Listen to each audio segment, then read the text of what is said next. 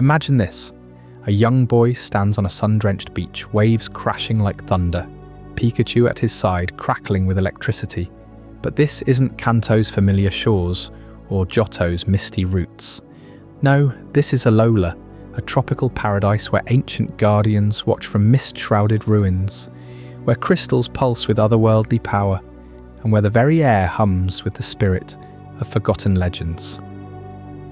Ash Ketchum has just crash-landed here, literally, after a wild encounter with a mysterious Tapu deity, and in that moment, Pokémon changed forever. Welcome to how Alola reconnected the Pokémon world to its oldest traditions. A deep dive into Pokémon the series, Sun and Moon. If you're a longtime fan who's ever wondered why Alola feels so different, why it ditches gyms for ancient trials, why its Pokémon glow with Z-power, or why Ash's journey here hits like a heartfelt homecoming, this is the video for you. We're talking over 2 hours of lore, anime breakdowns, hidden Hawaiian inspirations, and the profound ways Alola pulled the Pokémon franchise back to its roots.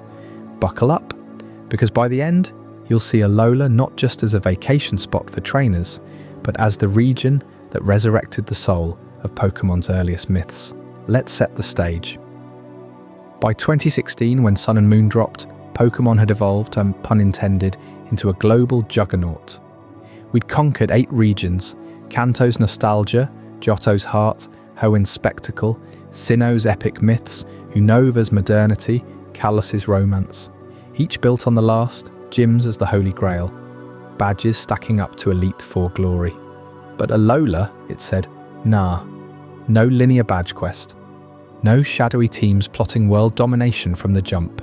Instead, 4 lush islands inspired by Hawaii, sun-soaked Melemale, fiery Akala, rugged Ula Ula, misty Pony, plus a floating paradise that's equal parts lab and lair.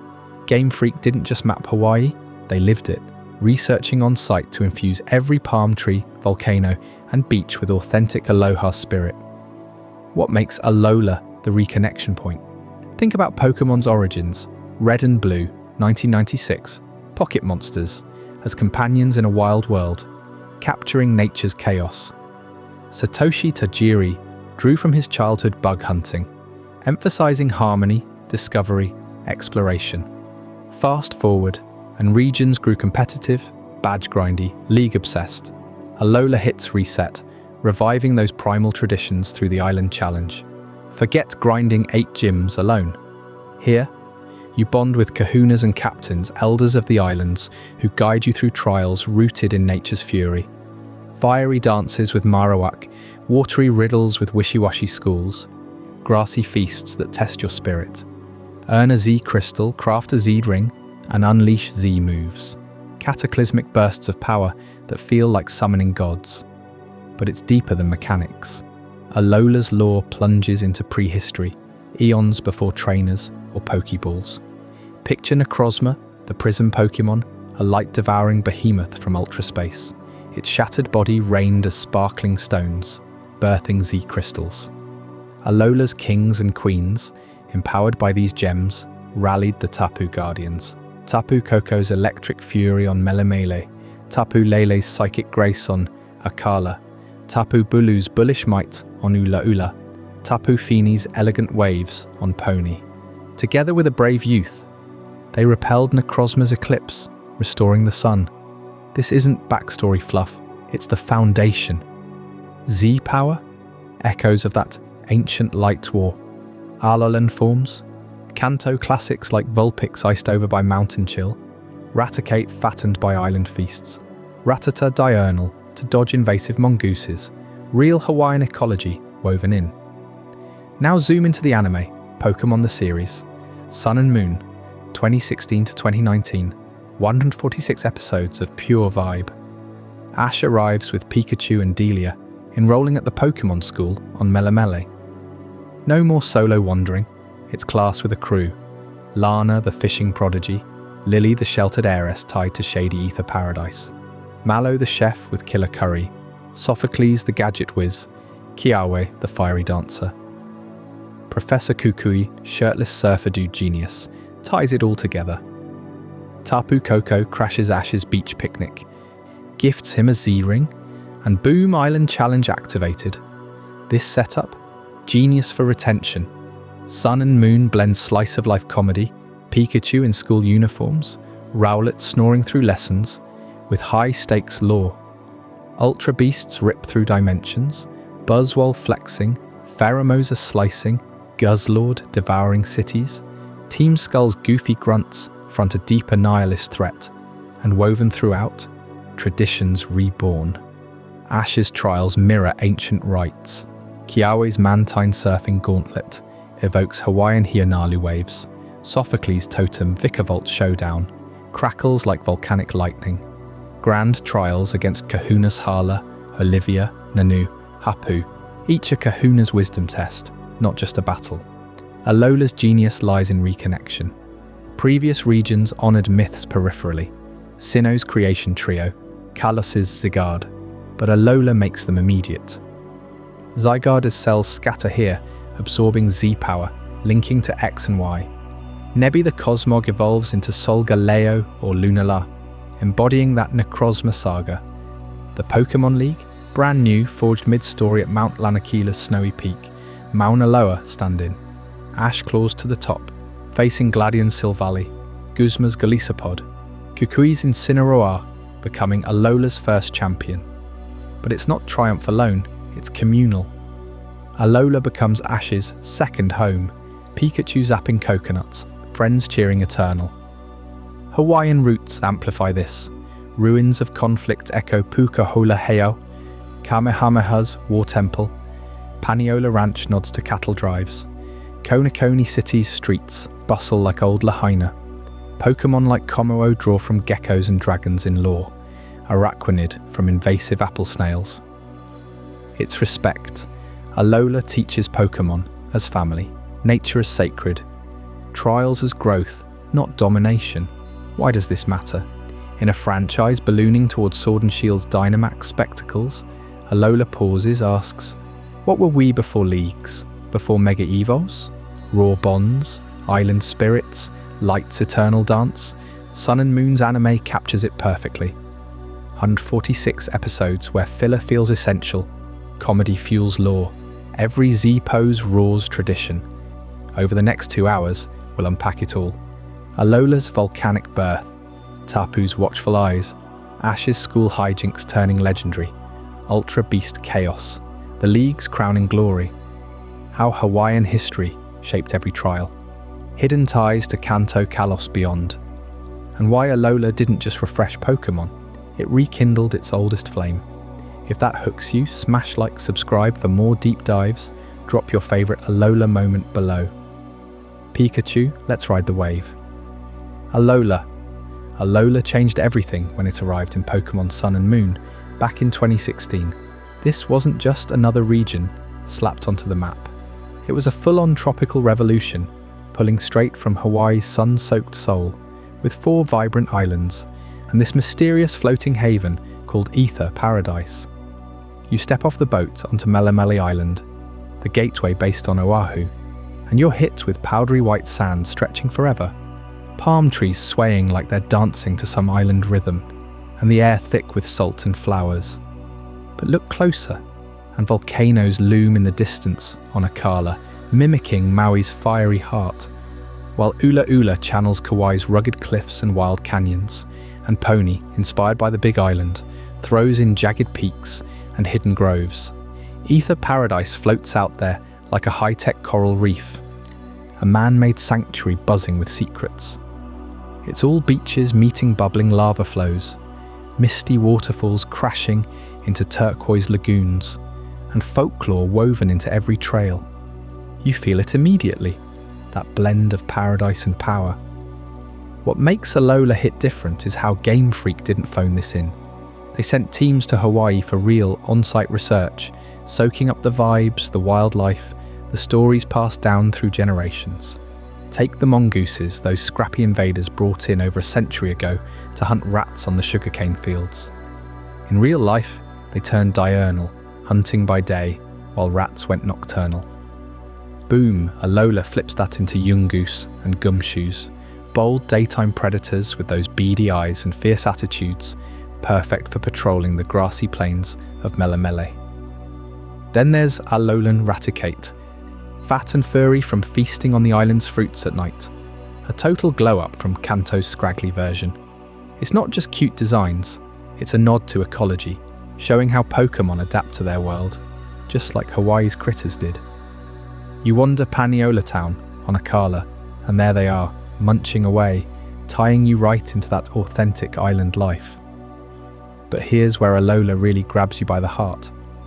After the high-stakes grind of Kanto's badges and Kailos's megas, this place dials it back to pure laid-back bliss. No rushing through cities battling elites every 5 minutes.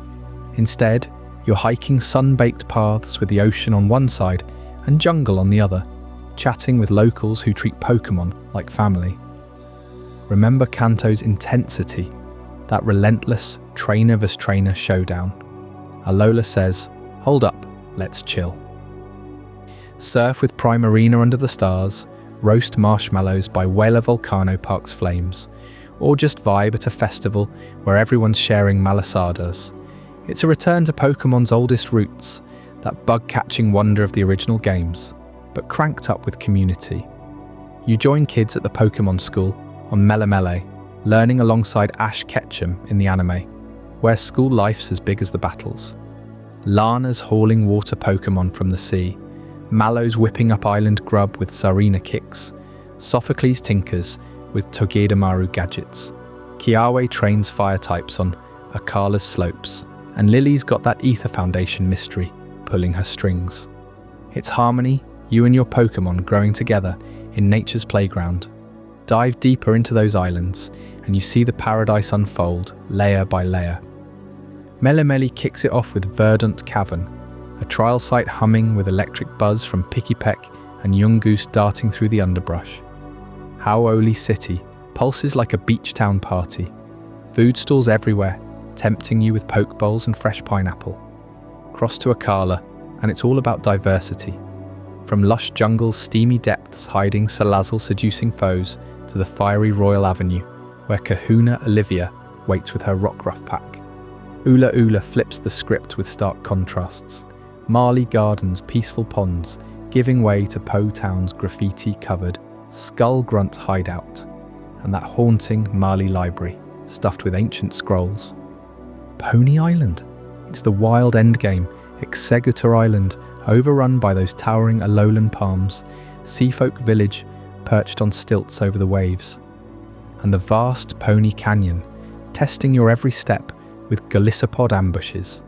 Ether Paradise ties it all, this pristine lab conserving ultra beasts and rare species, but whispering corporate shadows. You can't talk Alola without feeling that folklore pulse. The Tapu Guardians aren't just bosses, they're the island's protectors, capricious deities zipping around on electric wings or psychic bubbles. Tapu Koko rules Melemele with golden flair, gifting Z-rings to worthy trainers like Ash himself in the series premiere. It's this electric chicken deity crash landing into your beach day, sparking your journey. And the wildlife inspirations? They're everywhere. Cutifully buzz like Hawaii's native bees, mimicking those tiny pollinators vital to the islands. Vicavolt's massive jaws echo the stag beetles, thriving in volcanic soil. Even Rowlet, your starter owl, nods to Puyo, the Hawaiian short-eared owl sacred in legends. Game Freak layered it thick, making every encounter feel alive, tied to real ecology. You battle a flock of Oricorio, and you're dancing with pom-pom bliss or sensual flames, each form pulling from Polynesian bird dances. That laid-back vibe, it's a breath of fresh air you didn't know you needed. In the anime, Ash trades cerulean gym crushes for Pokémon school picnics, where the class bonds over battling Rowlet versus Lycanroc under the stars. No more lone wolf Professor Oak calls, it's group projects, summoning legendary Alolan Raichu or surfing with Primrose. It contrasts Kanto's do or die perfectly, teasing Pokémon's core as exploration and friendship, not just conquest. You feel it in episodes like Ash's first trial, sweating through bugs in the cavern, or the whole crew facing Team Skull's rap-battling punks on Ula Ula. It's community over competition, nature's rhythm dictating your pace. Slow down at Ina's kitchen, taste mallow stews infused with cherrim petals, or stargaze from Hiahia City, where constellations hint at deeper myths. Think about the details that make it paradise. Kahunas aren't gym leaders barking orders, they're kahunas, wise elders like Hala on Melemele, sharing stories mid-battle. Grand trials feel ceremonial. Z crystals sparkling like jewels from the earth. In Sun and Moon, you collect them after totem Pokémon rampages, like Araquanid flooding the room or Lurantis slicing with petals. Ultra Sun and Moon Ampit with wormholes spitting beasts like Kartana. Paper Samurai slicing the sky. But even there, it's balanced with chill moments. Fishing with Lana's Poplio or riding Tauros at the ranch. The anime captures this in arcs like the Ultra Guardians, classmates suiting up to return beasts, blending school hijinks with heroism. Alola's design screams authenticity. Konikoni City on Akala. It's a love letter to Lahaina's old Chinese sugarcane worker communities, with its bustling markets and noodle stands. Ruins of abundance echo Puukohola Heiau, Hawaii's last major temple, where kings forged peace. Mount Lanakila, the League Peak, mirrors Mauna Loa's summit, snow-capped and sacred. Pokémon arrive via ancient paths, birds flying, swimmers drifting, burrowers tunneling through fresh lava. Zygarde's cells even hitch a ride from Kalos absorbing Zapower. It's a living world, you exploring it step by step, Pikachu napping on your shoulder as waves lap. You start to sense how this paradise hides more than sunsets. The Z-rings pulsing with light, Tapu watching from ruins, whispers of light pillagers in old tales. It's all building to something cataclysmic from the island's dawn. But hold that thought, because what really shakes Alola's foundations are the echoes of an ancient catastrophe that birthed it all. Stick around for Chapter 2, Echoes of Ancient Catastrophe, where we uncover the prismatic disaster that rained crystals from the sky and summoned guardians to fight back. You won't believe how deep this lore runs. What if I told you that Alola's sun-kissed beaches and lush volcanoes hide a story of cosmic destruction, one that birthed the very power that defines its battles today? Billions of years ago, long before the first palm frond swayed in the breeze, fragments from a monstrous entity plummeted from the stars, crashing into the young islands like shards of shattered light. These weren't ordinary meteorites, they were pieces of Necrozma, the prism Pokémon, torn from its body in a distant ultra dimension by greedy inhabitants who craved its infinite energy. You see, in Ultra Megalopolis, that shadowy realm beyond our world, Necrozma was once a benevolent light giver, but exploitation fractured it, sending these prehistoric chunks hurtling through space. When they struck Alola's forming crust, something miraculous happened. Those fragments, known as sparkling stones, crystallized into Z crystals, infused with Z power, the raw essence that trainers would one day channel into devastating Z moves. Picture the raw power locked inside a Normalium Z or Ethereum Z, all originating from this ancient cataclysm.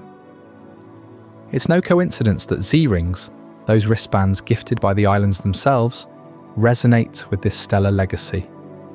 Every time a trainer slams a Z crystal into their ring and unleashes a move like Gigavolt Havoc or Devastating Drake, they're tapping into echoes of that primordial crash. But here's where it gets dark. Those same fragments didn't just create power, they awakened something terrifying.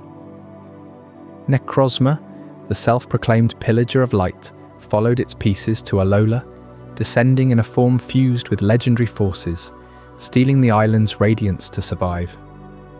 In Pokémon Sun, it merges with Lunala, in Moon with Solgaleo, becoming a black hole beast that plunged the region into eternal twilight. crops withered, Pokémon fled in panic, and the vibrant paradise we know turned to shadow. Alola's people whispered of this devourer, a crystalline horror that drained the lifelight from everything it touched. How could a tropical haven endure such a blight? The answer lies in a desperate alliance that changed everything. As volcanoes spewed lava to birth Melemele, Akala, Ula Ula, and Pony Islands, Pokémon began their great migration. Wingull and Pelipper soared from distant shores, carrying seeds and smaller creatures on their backs. Whalemopods swam through treacherous currents, while fiery migrants, like Salazzle, burrowed into fresh volcanic soil. Cutiefly buzzed in from flower-choked atolls, and even mighty beasts like Komodo arrived, drawn by the island's untamed energy. This natural influx set the stage for Alola's biodiversity, but it was the encroaching darkness that forged its protectors. Amid the chaos, a brave youth rose, armed with one of the first Z-rings forged from a sparkling stone. Legends say this hero rallied the island's mysterious guardians, the Tapu, channeling Z-power in a climactic battle. Together, they drove back the pillager, sealing Necrozma away and restoring the light. Ruins across the islands stand as silent witnesses. The ruins of conflict on Melemele, where the clash's fury scorched the earth. The ruins of life on Akala, blooming anew after the victory. You can visit these today in the games, feeling the weight of that history as your Pokémon react to the lingering energy. But why does this matter to you as a fan? Because this catastrophe isn't just backstory, it's the foundation of Alola's traditions. Z crystals aren't random loot, they're relics of redemption, turning destruction into a tool for growth. Without that crash, no island challenge, no Z moves exploding on screen in glorious animations. Let's dig deeper into how this ties to Alola's geology. Those islands didn't just pop up randomly. Intense volcanic activity from hotspots deep in the Earth's mantle pushed magma upward, forming basalt foundations layer by layer. Mount Lanakila, the league's peak, mirrors Mauna Loa, Hawaii's mightiest volcano, its summit cloaked in eternal snow despite the equatorial heat. Paniola Town's ranches echo real Hawaiian cattle stations, where Pokémon like Mudbray haul loads across rugged trails born from those eruptions. And the Pokémon arrivals? Its evolution in action. Alolan forms adapted on the fly. Executor grew coconuts from its head to thrive in the humidity. Rattata bulked up nocturnal habits to dodge invasive mongooses, just like in Hawaii's real ecosystem clash. Now connect that to the catastrophe. As Necrozma ravaged, Z-power surged through the land, mutating cells even from afar. Zygarde's components, scattered after Kalos events, sensed this surge and converged in Alola, forming complete form amid the trials. Dexio and Sina chased them, weaving Kalos lore into Alola's tapestry. In Ultra Sun and Moon, you hunt these cores, feeling the interconnected Pokémon world pulse. But the human element? Alola's kahunas and captains descend from that ancient youth's lineage, passing Z crystals like sacred heirlooms. Hala on Melemele, with his wise grin, embodies that resilience. Think about the anime's take in Pokémon the series. Sun and Moon. Ash arrives, gets his Z-ring from Tapu Koko, and immediately dives into trials that echo this lore.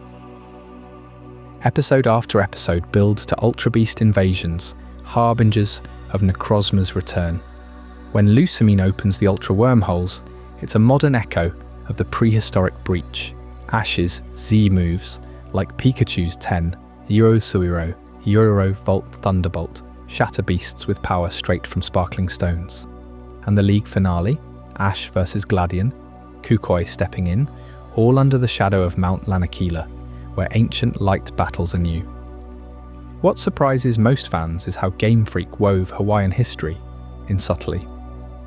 The ruins of abundance on Akala parallel Pu'ukahola Heiau, a temple of war and peace site of King Kamehameha's unification. Necrozma's banishment, mirrors myths of light-stealing gods repelled by island spirits. Konikoni City's bustle nods to Lahaina's immigrant labourers, sugarcane fields where Mallow's family might have toiled. Even Ether Paradise, that floating lab, contrasts the natural traditions, showing what happens when you meddle with otherworldly powers like necrozmas. But hold on, because this catastrophe set more than geology in motion. It instilled a philosophy: light must be shared, not hoarded. Necrozma's greed contrasts Alola's communal island challenge, where you befriend captains like Kiawe's fiery trials or Lana's watery depths, earning crystals through harmony, not conquest. Gyms elsewhere pit you against 8 elites solo. Here, it's a journey with allies, culminating in Kahuna Grand Trials. Defeat Nanu on Ula Ula, and you feel the Tapu's approval. Zed power humming in your veins. Expand on Zed power's mechanics for a second. Each crystal amplifies a type. Electrium Z for Pikachu's thunderous fury, turning Thunderbolt into a screen-shaking spectacle. In battles, the animation alone, with dancers syncing moves, honors hula traditions, blending culture with combat. Ultra Sun and Moon add Z moves for legendaries, like Lunala's menacing Moon Revolution, directly nodding to the fusion fights. You replay those encounters, scaling towers, shattering crystals, reclaiming light. Tying back to arrivals, sky migrants like Toucanon evolved tall necks for fruit reach in canopy-dense jungles. Sea travelers birthed waylord pods, beaching myths inspiring Bruxish's psychic lures. Volcanic heat forged fire-type supreme, Turtonator exploding shells like living cannons. This influx timed with the catastrophe means every Pokémon carries ancestral memory of the darkness. Ever wonder why Alola lacks a fossil record like other regions? The Cataclysm's energy warped timelines, Z-power accelerating evolutions, skipping stone ages. Aerodactyl soars unchanged, but Alolan Marowak wields firebone clubs, adapted post-eruption. It's genius world-building, making Alola feel alive, responsive. In the anime, Lily's arc embodies this. Her mother's obsession with ultra-space mirrors ancient pillagers, but family bonds, fueled by Z-rings, redeem her. Sophocles tinkers Z-tech, Kiawe dances Inferno trials, all reclaiming light. Ash's first Z-move against Tapu Koko, pure catastrophe echo. Pikachu surging with prehistoric might. As we peel back these layers, you realize Alola isn't just pretty scenery, it's a survivor's saga. Islands forged in fire, populated by wanderers, scarred by starfall and horror, yet blooming brighter. That youth's victory wasn't the end. It birthed a culture of balance, where power serves the islands. But who exactly were these guardians that turned the tide? In the next chapter, Guardians of the Islands, we dive into the Tapu's enigmatic reign, their motives, and why they chose Ash of all trainers. You won't want to miss how they still shape every trial today. Those 4 Tapu Guardians who helped banish the Pillager of Light weren't just mythical figures from Alola's distant past.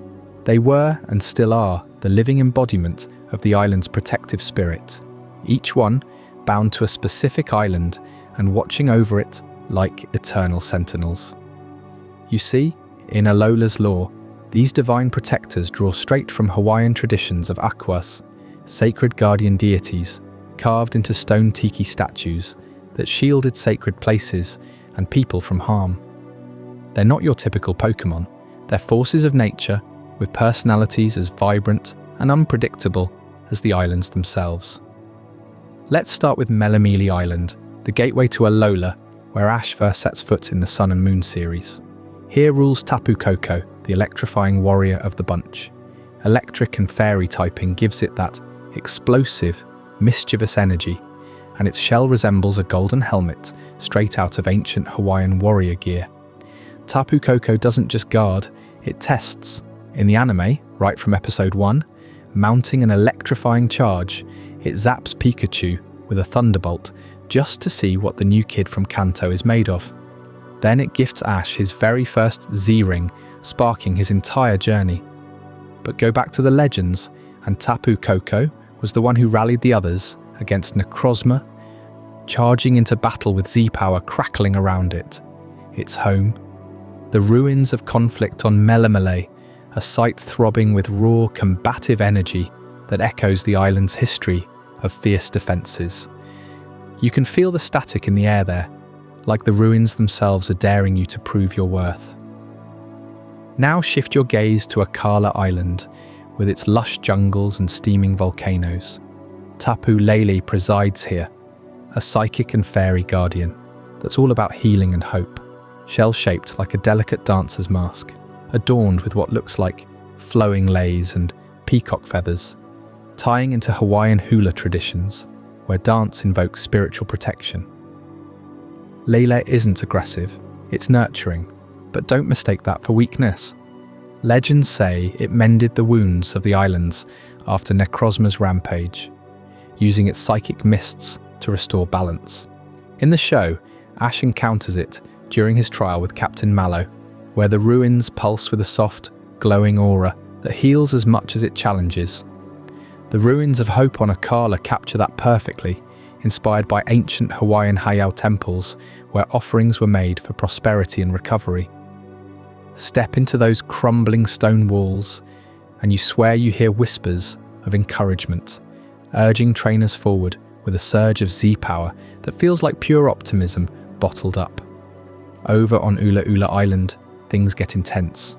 Tapu Bulu, the grass and fairy powerhouse, embodies raw strength and territorial fury. Its massive shell looks like a bull's head with curling horns, evoking the Hawaiian god Ku, associated with war, farming, and unyielding protection of the land. Bulu doesn't mess around. It's the bruiser that shakes the earth with its charges, uprooting anything that threatens its domain. In Alola's prehistory, it was Bulu who held the line against Necrozma's darkness, smashing through shadows with grass storms fueled by Z-crystals. Anime fans remember Kiawe's fiery trial, where Tapu Bulu shows up uninvited, demolishing obstacles and forcing everyone to adapt or get flattened. The ruins of conflict here on Ula Ula amplify that vibe, stone platforms scarred from battles long past, humming with an aggressive energy that makes your Pokémon brace for impact. It's no wonder. These ruins draw from Hawaii's warrior temples, places built for strategy and sacrifice. Finally, Pony Island, the wildest and most remote, cradles Tapu Fini. This water and fairy guardian is serene on the surface, but hides a tidal wrath beneath. Its shell mimics a noble's headdress with cascading fins, linking to Hawaiian alii royalty who commanded the seas. Fini controls the currents, creating mists that conceal and calm, a nod to the ocean deities in Polynesian lore that both give life and claim it. During the ancient war, Tapu Fini flooded Necrozma's advances, turning the tide with waves infused with sparkling Z power. In the series, as Ash pushes toward the League, Fini makes a dramatic appearance, its presence turning battles into spectacles of swirling water and otherworldly grace. The ruins of abundance on Pony are its throne, vast platforms overlooking crashing waves, inspired directly by Pu'ukahula Heiau on Hawaii's Big Island, the last major Luakini heiau built by King Kamehameha I in 1791 for victory and unity. Those stones still seem to vibrate today, channeling an energy of plenty and power that draws trainers like moths to a flame. What makes these tapu so special isn't just their power, it's how they're woven into Alola's soul. Each ruined site pulses with that ancient energy you can almost taste, a reminder that these islands were forged in fire and protected by gods who chose humans as their partners. Game Freak didn't pull this from thin air. They scouted real Hawaiian sites, capturing that sacred hum that locals describe as mana, the spiritual life force. In the anime, this comes alive when Ash and his friends visit these places. Take the episode where they explore the ruins of hope, and Tapu Lele emerges, psychically linking their minds to share visions of the past catastrophe. Or on Ula Ula, when Team Skull stirs up trouble and Tapu Bulu barrels in like a freight train, scattering grunts and reminding everyone who's really in charge. But here's where it gets even more intriguing. These guardians aren't isolated to Alola. Whispers in the lore hint at connections beyond the islands. Take Zygarde's cells, those tiny green orbs, from Kalos in Pokémon X and Y. After Kalos' own crisis, with that ultimate weapon, fragments of Zygarde drifted across regions, washing up in Alola's shores. Drawn to the Z power humming in the air, they started absorbing it, growing stronger, evolving into a new form that blends Kalos' order with Alola's chaos. Dexio and Cena, those international police agents from Kalos, show up in the games chasing them, begging for help because these cells are multiplying, hinting at threats that don't respect borders. In the anime, you see echoes of this when Ash battles Zygarde's complete form during the Ultra Beast arc, its 10% and 50% stages popping up amid Z-move clashes. Imagine it. Cells from a region of eternal elegance, now thriving on tropical Z energy, signalling that Alola's traditions might be the key to safeguarding the entire Pokémon world. Could this be why the Tapu tolerate outsiders like Ash? They're preparing for something bigger, multi-regional shadows on the horizon. You feel that pull, don't you? Standing in those ruins, whether it's the crackling defiance of Melamele's conflict site, Akala's hopeful glow, Ula Ula's rumbling fury, or Pony's abundant waves, it's like the Tapu are speaking directly to you. In Hawaiian culture, these guardian spirits weren't distant. Kahunas communed with them through chants and offerings, much like how Alolan trainers now earn Z crystals by proving their heart. Ash learns this the hard way early on. After Tapu Koko gifts him the Z-ring, he fumbles his first Z-move, Gigavolt Havoc, blasting a Malasada shop instead of the target.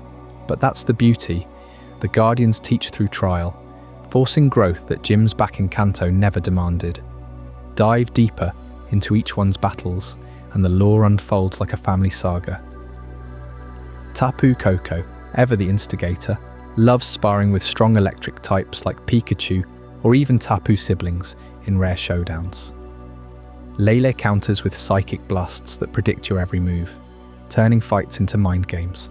Bulu overpowers with grass surges that regenerate endlessly, a nod to the fertile volcanic soil. Feeny drowns foes in water pulses that heal its allies mid-battle. In the Sun and Moon games, catching them is a rite of passage, post-league, each demanding you best them in their ruins without items, Z-moves flying everywhere. The anime amps the drama. During the Manalo conference, Tapu Guardians spectate from afar, their energy influencing key matches, like when Ash's Pikachu channels Z-power against Gladian Silvally. And those ruins? They're not static backdrops. Pu Uko Hola Hiao, with its massive stone altar where Kamehameha offered sacrifices for conquest, mirrors Pony's abundant site perfectly, both places of pivotal power shifts. You walk those paths in the show, and the screen vibrates with aura, Pokémon reacting instinctively. Sophocles geeks out over the electromagnetism at Koko's ruins, linking it to real Hawaiian petroglyphs depicting lightning gods. Mallow communes with Lele's flora, tying into native plant lore. Kiawe respects Bulu's might, echoing ranching histories. Lana surfs finest waves, embodying ocean reverence. This Guardian network explains Alola's harmony. No Pokémon League until the game's end, because the Tapu judge the people unready, only crowning Kukoi's challenge worthy after Necrozma's threat. Zygarde's arrival adds urgency. Those cells cluster near Z-rings, as if seeking a new order amid Alola's revival. What if they're precursors to more cross-regional allies or foes? The anime teases this in arcs where Ultra Beasts warp in and Guardians clash dimensions. You're hooked now, right? These Tapu aren't just protectors, they're the bridge from Alola's prehistoric scars to its vibrant present. But how did a kid like Ash turn their ancient gifts into a revolution. That brings us to the next evolution in Alola's traditions, the Island Challenge Revolution. What happens when Guardians hand-pick a trainer and flip the entire battling system on its head? Stick around. You won't want to miss how it changes everything. In Alola, the journey to mastery skips the badge collecting grind entirely. Instead of storming gyms across a region, you dive headfirst into the Island Challenge, a ritual rooted in the island's ancient heartbeat. This isn't just a new system, it's a revolution that pulls trainers back to communal writers, echoing the very guardians we've just explored. Those Tapu deities didn't hand down power through cold metal badges. No, they sparked a tradition where every trial tests your bond with Pokémon, your wits, and the land itself. Picture yourself as a fresh-faced trainer stepping off the boat on Melemele Island. Hala, the kahuna, sizes you up and declares you're ready for the Island Challenge. But here's the twist that sets Alola apart. No linear badge hunt. You tackle trials tailored to each island's spirit, guided by captains who embody their element. Take Lana on Akala Island, the water captain. Her trial? A serene pond turns into a puzzle of currents and totem Pokémon, where you summon wishy-washy schools and battle under a cascading waterfall. Complete it, and she hands you the Waterium Z, a gleaming crystal pulsing with captured light. Or head to Kiawe on Akala 2, Fire Captain Extraordinaire. His trial ignites at Whaler Volcano Park. You navigate molten paths, face off against a fiery totem Salazzle flanked by fiery allies, all while the ground rumbles like the island's fiery birth. Sweat pouring, heart pounding, you earn the Therium Z. And don't sleep on Mallow, the grass captain right there in Konakoni City. Her trial, in lush jungle, demands foraging rare ingredients amid sticky webs and buzzing Vikavolt swarms, culminating in a totem Lurantis dance of vines and petals. Out comes the Gracium Z, yours for the taking. These aren't random hurdles. Each trial is a ritual infused with Hawaiian-inspired customs, demanding you prove harmony with nature before claiming power. You see, these captains aren't distant elites like Brock or Misty back in Kanto. They're woven into the community, often your classmates or neighbours, making the challenge feel personal, alive. In the anime, Ash Ketchum lands right in this world at the Pokémon school. His crew? Lana with her fishing rod, and Poplio, Kiawe riding his fiery Turtonator, Mallow whipping up island cuisine alongside Tsarina. Sophocles tinkers with Vikavolt, and they all step up as trial guides. Ash's first taste comes courtesy of Tapu Koko itself, gifting him a Z-ring during a thunderous encounter. That ring, carved from sparkling stone, becomes his key to unlocking Z moves. Now let's talk about that Z-ring, because it's the game's true game changer, a direct echo of Necrozma's shattered prism we uncovered earlier. Those prehistoric fragments, they crystallized into Z crystals, each one a shard of pure light energy. Slip a Z crystal into your Z-ring, strike that signature pose, and you channel the island's radiant power into a Z move. Pikachu's Gigavolt Havoc, a storm of lightning that engulfs the field. Infernape's Inferno Overdrive, flames that consume everything. These aren't boosted attacks, they're cataclysmic bursts, limited to once per battle, forcing strategy over spam. But why does this feel so revolutionary? Traditional gyms rewarded raw battling prowess, 8 straight fights escalating to the Elite Four. Alola flips the script. Trials blend puzzles, stealth, battles, even minigames, testing versatility. You might infest a cave with Rockruff howls, or ride a Tauros through Paniola Town's plains. Fail and you try again. No shame, just growth. It's communal too. Kahunas like Hala watch from afar, intervening only for the grand trial. Beat 3 trials per island, stock your Z crystals, and you're summoned. Hala on Melemele pits you against his crabby Hariyama in a beachside brawl. Olivia on Akala unleashes Lycanroc amid rocky ruins. Nanu on Ula Ula plays coy with his shadowy Alolan Persian pack. Hapu on Pony demands earth-shaking power from Mudsdale. Each Grand Trial victory nets a stamp, Alola's badge equivalent, but richer. You're not just stronger, you're attuned to the Tapu's will. Climb all 4 islands, and the summit calls. Mount Lanakila, snow-capped peak mirroring Mauna Loa, hosts Alola's first Pokémon League. Professor Kukui, that barefooted battler with his Incineroar, steps up as the final foe. Defeat him, and you're champion, the region's pioneer. In the games, it's your ticket to glory.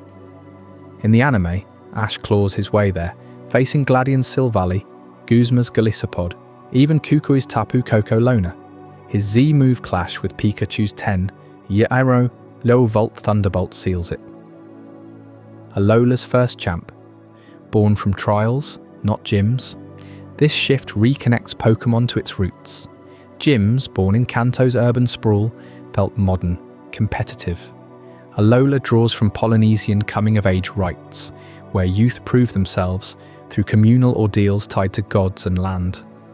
The Tapu Guardians approve worthy trainers with C-rings, just as they did that ancient youth against Necrozma.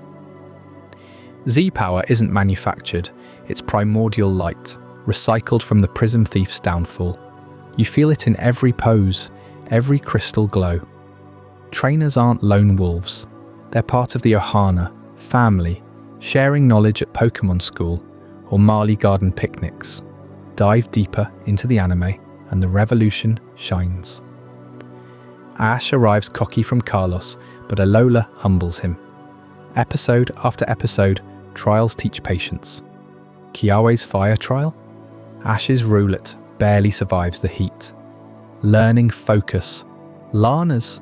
He bonds with a wild Araquanid, turning foe to friend. Mallow's jungle trek reveals her family's restaurant secrets, blending food with battle prep. These moments humanize the challenge. Classmates cheer, rivals like Gladian push harder, even Team Skull grunts crash the party for comic relief. Ultra Beasts interrupt, but trials forge the bonds to repel them. And the Z moves, spectacles that demand performance. Ash practices the pose endlessly, Pikachu syncing perfectly. Remember Kiawe's first Z-move demo? His Turtonator's shell sidearm becomes a volcanic eruption. Or Sophocles' turn, sparking a magnetic storm. Each crystal ties to type, but all stem from that Necrozma legacy. Light banished, now harnessed. It's poetic justice. No Elite Four grind first. Alola builds to the league organically, island by island, trial by trial. But what makes it stick with you? The immersion.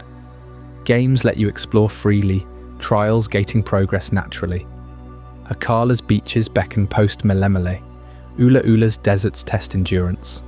Anime episodes mirror this. Trial and tribulation has Ash juggling school and flames. 10 million volt Thunderbolt unleashes Z-Power pandemonium.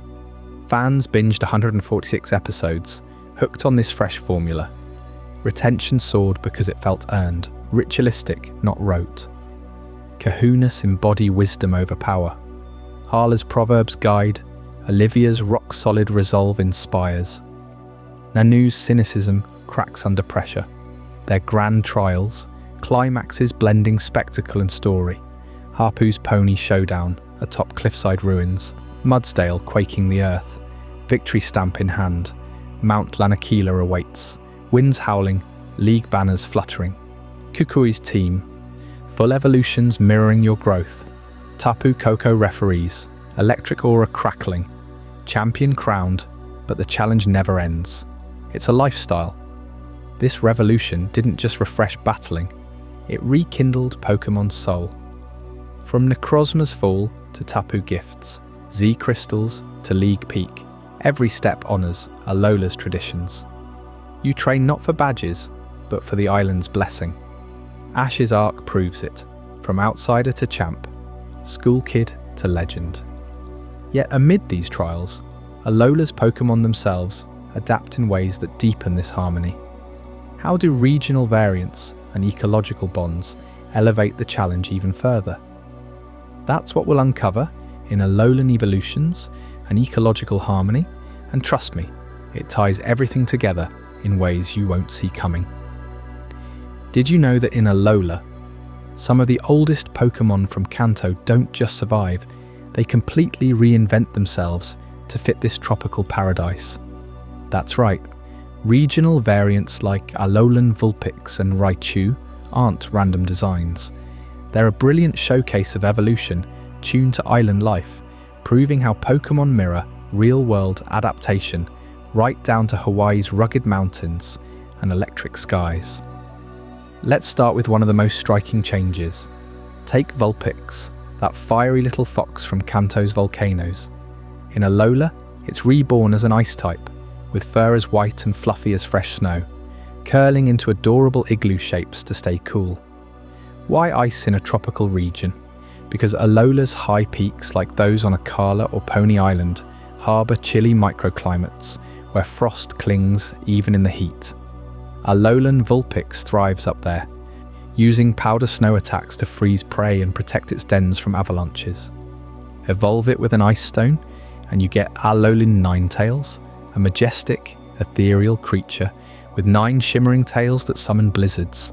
Imagine trekking those misty trails, hearing the crunch of ice underfoot, and spotting one gliding like a ghost.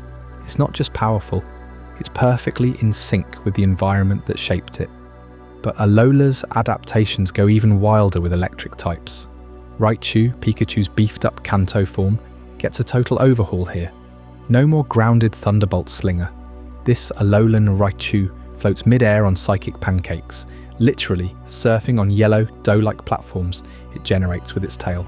Picture this, cheeks sparking with electricity, eyes glowing psychic blue, levitating silently over beaches or through dense jungles.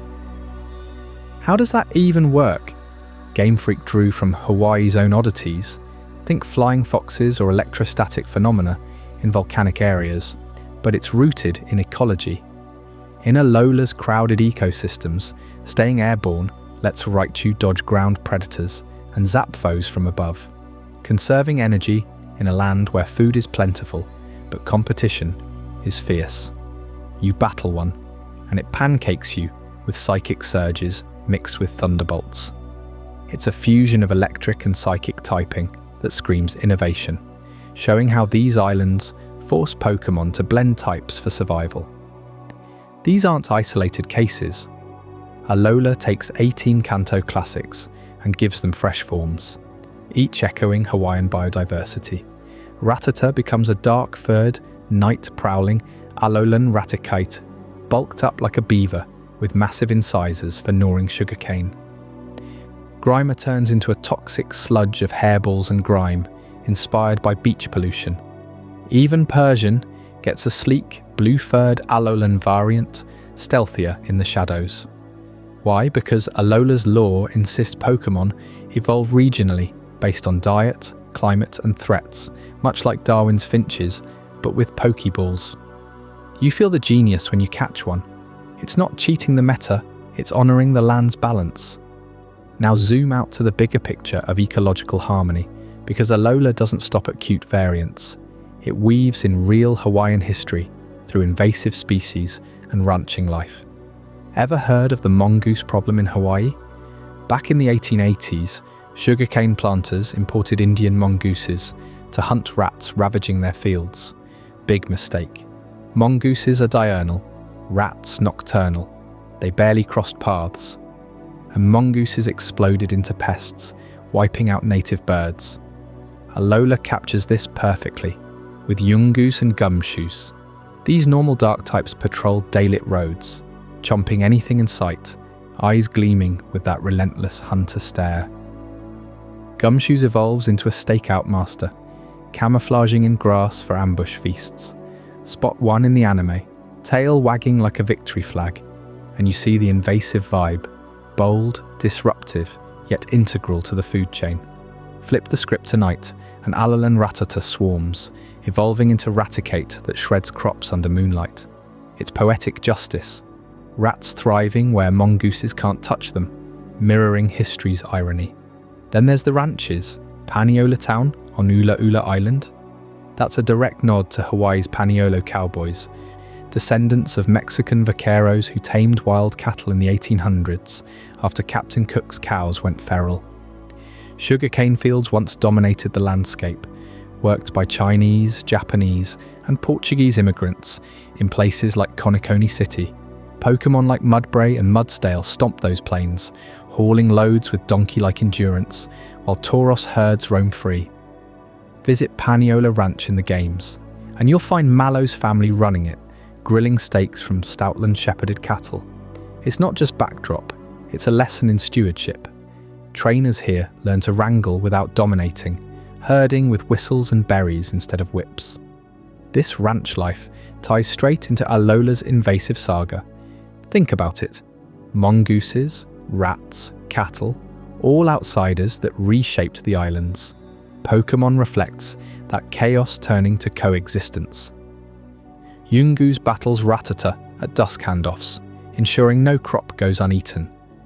Mudsdale ploughs fields mongooses can't overrun, and guardians like Tapu Bulu bless the grasses to keep balance.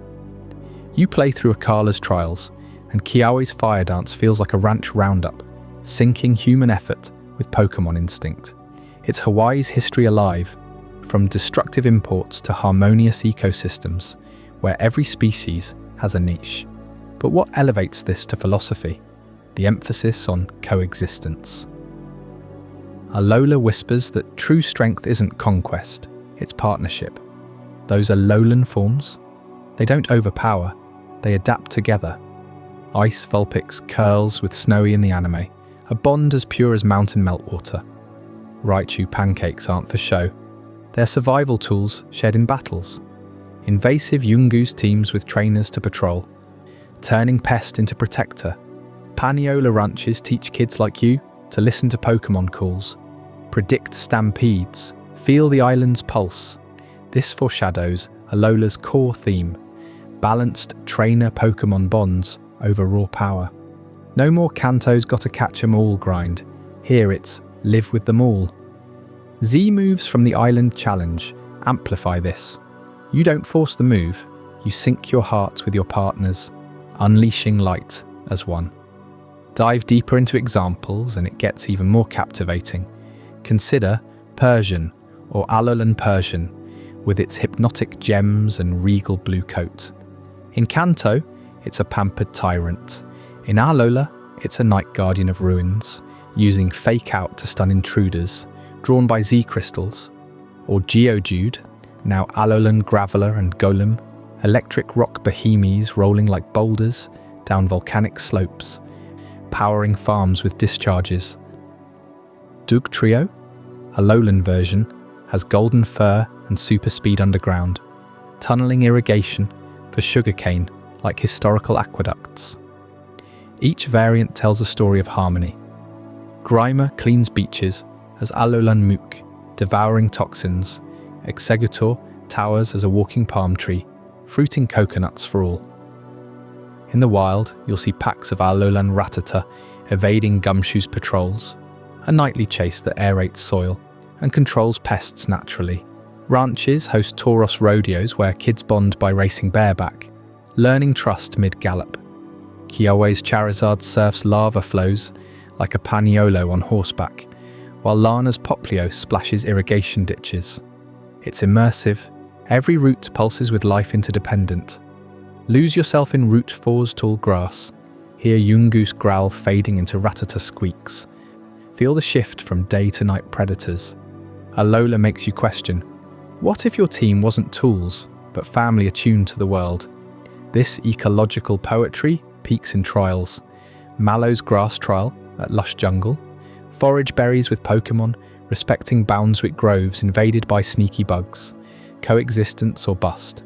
Sophocles' electric trial on Hokulani Observatory, harness Raichu like static amid totem Vicavolt swarms, balancing circuits with nature's fury. Even Lucamine's Ether Paradise, floating lab amid seas, rehabilitates ultra beasts as invasive exotics, nursing them back to portals. Fail to harmonize, and Z-Power fizzles, sync up, and islands sing. You sense the foreshadowing everywhere. Tapu Koko zaps imbalance, Laylee heals rifts, guardians enforcing harmony. Necrozma's light, once stolen, now fuels bonds that light the dark. Invasive echoes in Team Skull's rowdy grunts, ranch rugged in Rockruff packs. Every Alolan evolution screams it. Adapt, coexist, thrive together. It's why Alola feels alive, not conquered. And as this harmony sets the stage for legendary tales of trainers arriving to test it, get ready for the moment everything ignites. Up next, Ash lands in Alola. How one boy from Pallet Town crashes into this paradise and sparks a revolution you won't see coming. Before we dive deeper into this incredible journey, I'm curious, where in the world are you watching this from? Drop a comment below and let our global community know. And if you're finding this as mind-blowing as I am, hit that like button to help more people discover this story. In 2016, the Pokémon anime took its boldest leap yet when Ash Ketchum, Pikachu, and even his mum Delia packed up from Pallet Town and jetted off to the sun-soaked shores of Melemele Island in Alola. Why the sudden tropical relocation? Professor Oak had a wild idea. Send Ash to the brand new Pokémon school, a place where battling meets everyday learning in a way no gym circuit ever could. You can feel the shift right away, can't you? After years of chasing badges across Kanto, Johto, Hoenn and Sinnoh, Ash trades misty mountains for swaying palms and volcanic trails, diving headfirst into Alola's unique rhythm. Moment through Ash's eyes as their plane touches down. The air hits you thick with salt and flowers, Pikachu's ears twitching at the unfamiliar cries of Wingull and Cutiefly buzzing overhead. Delia's all smiles, unpacking in their cozy new home on Melemele. But Ash? He's bursting with that classic energy, Pikachu on his shoulder, ready to explore. Their first stop is the Pokémon school itself, perched like a beacon amid lush greenery, run by none other than Professor Kukui. This isn't your stuffy classroom with chalkboards and desks. No, it's an open-air paradise where kids and Pokémon learn side by side. Fishing lessons with water types, cooking with grass Pokémon, even surfing on the backs of Mantine. Ash enrolls on day one, and you know it's going to be chaos in the best way. But Alola doesn't ease you in gently. Before Ash can even catch his breath, the region's ancient guardians make their move. You've heard about the Tapu deities from those mist-shrouded ruins we talked about, the electric fury of Tapu Koko ruling Melemele. In the very first episode, mounting an electrifying charge, Tapu Koko crashes the party in the most explosive debut imaginable. Ash and Pikachu are just goofing around on the beach, zapping a flock of wild Spearow that turn out to be protected, when suddenly thunder cracks the sky.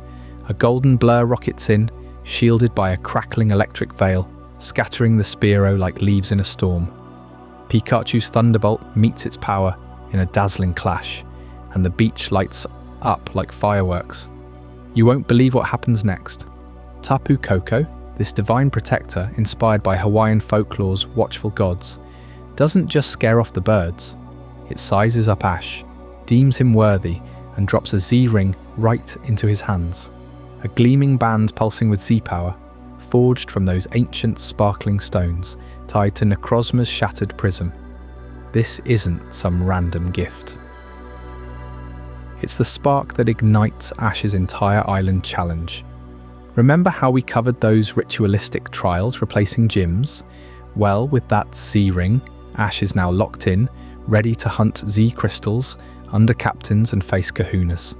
Pikachu even gets a Z-crystal early on, setting up their first Z-move combo that shakes the islands. Tapu Koko vanishes in a flash, but its message is clear.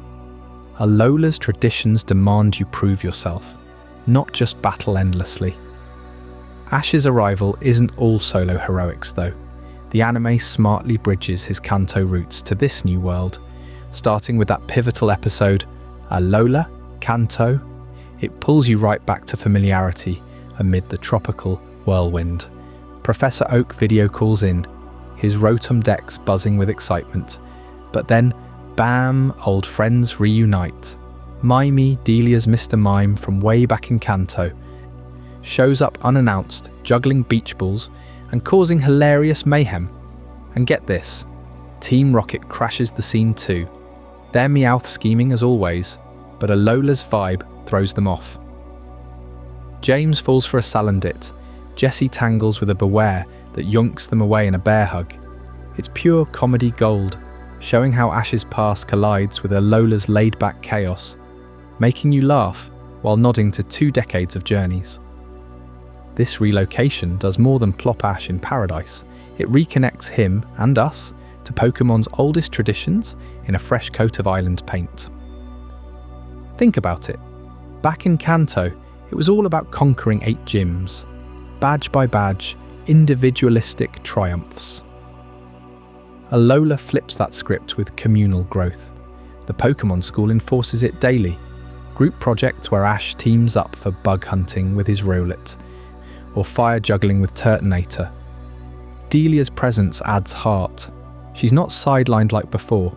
She's cooking malasadas, chatting with locals, even bonding with Pikachu over Alolan treats.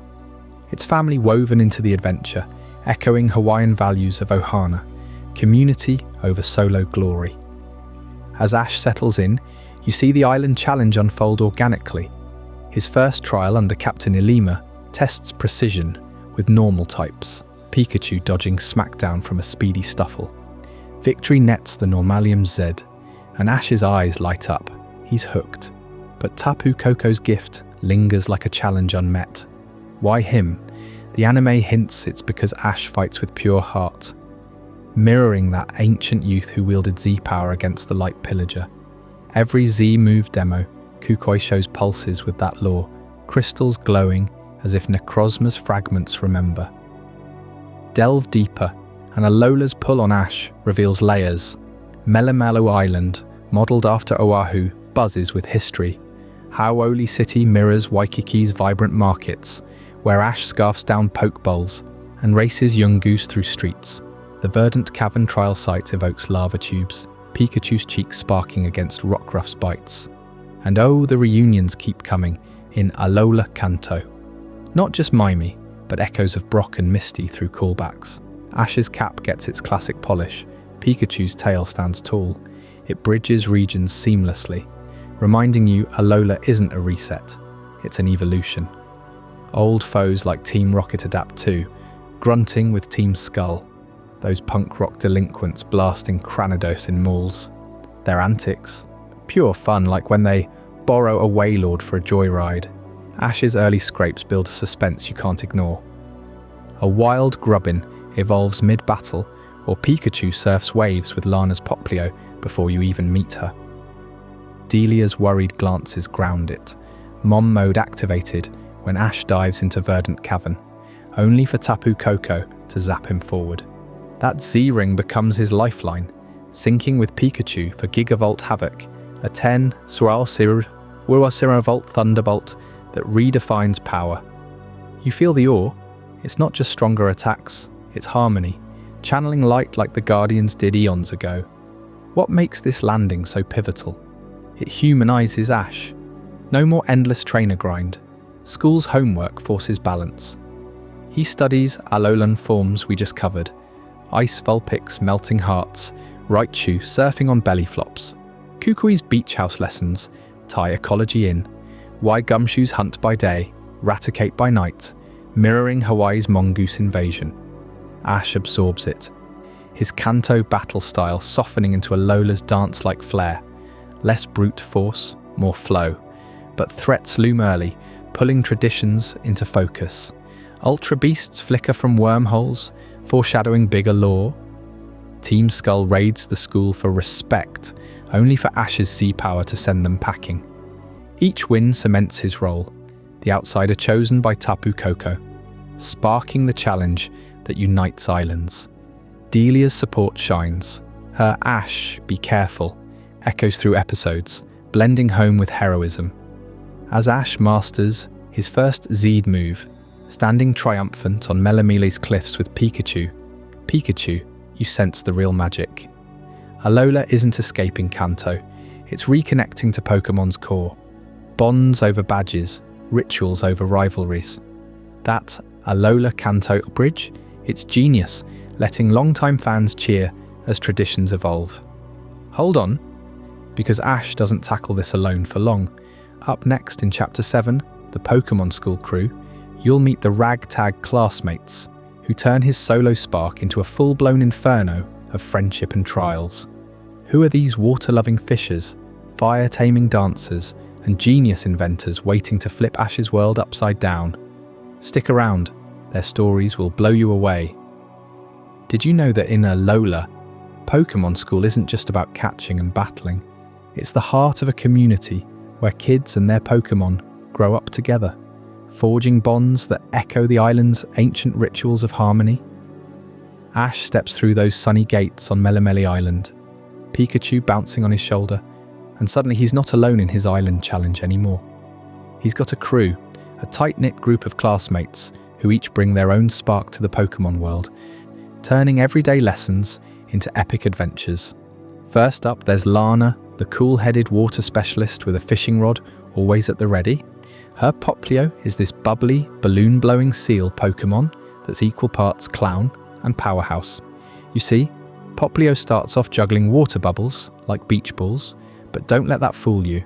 It's got a voice that can shatter eardrums with its sonic blasts.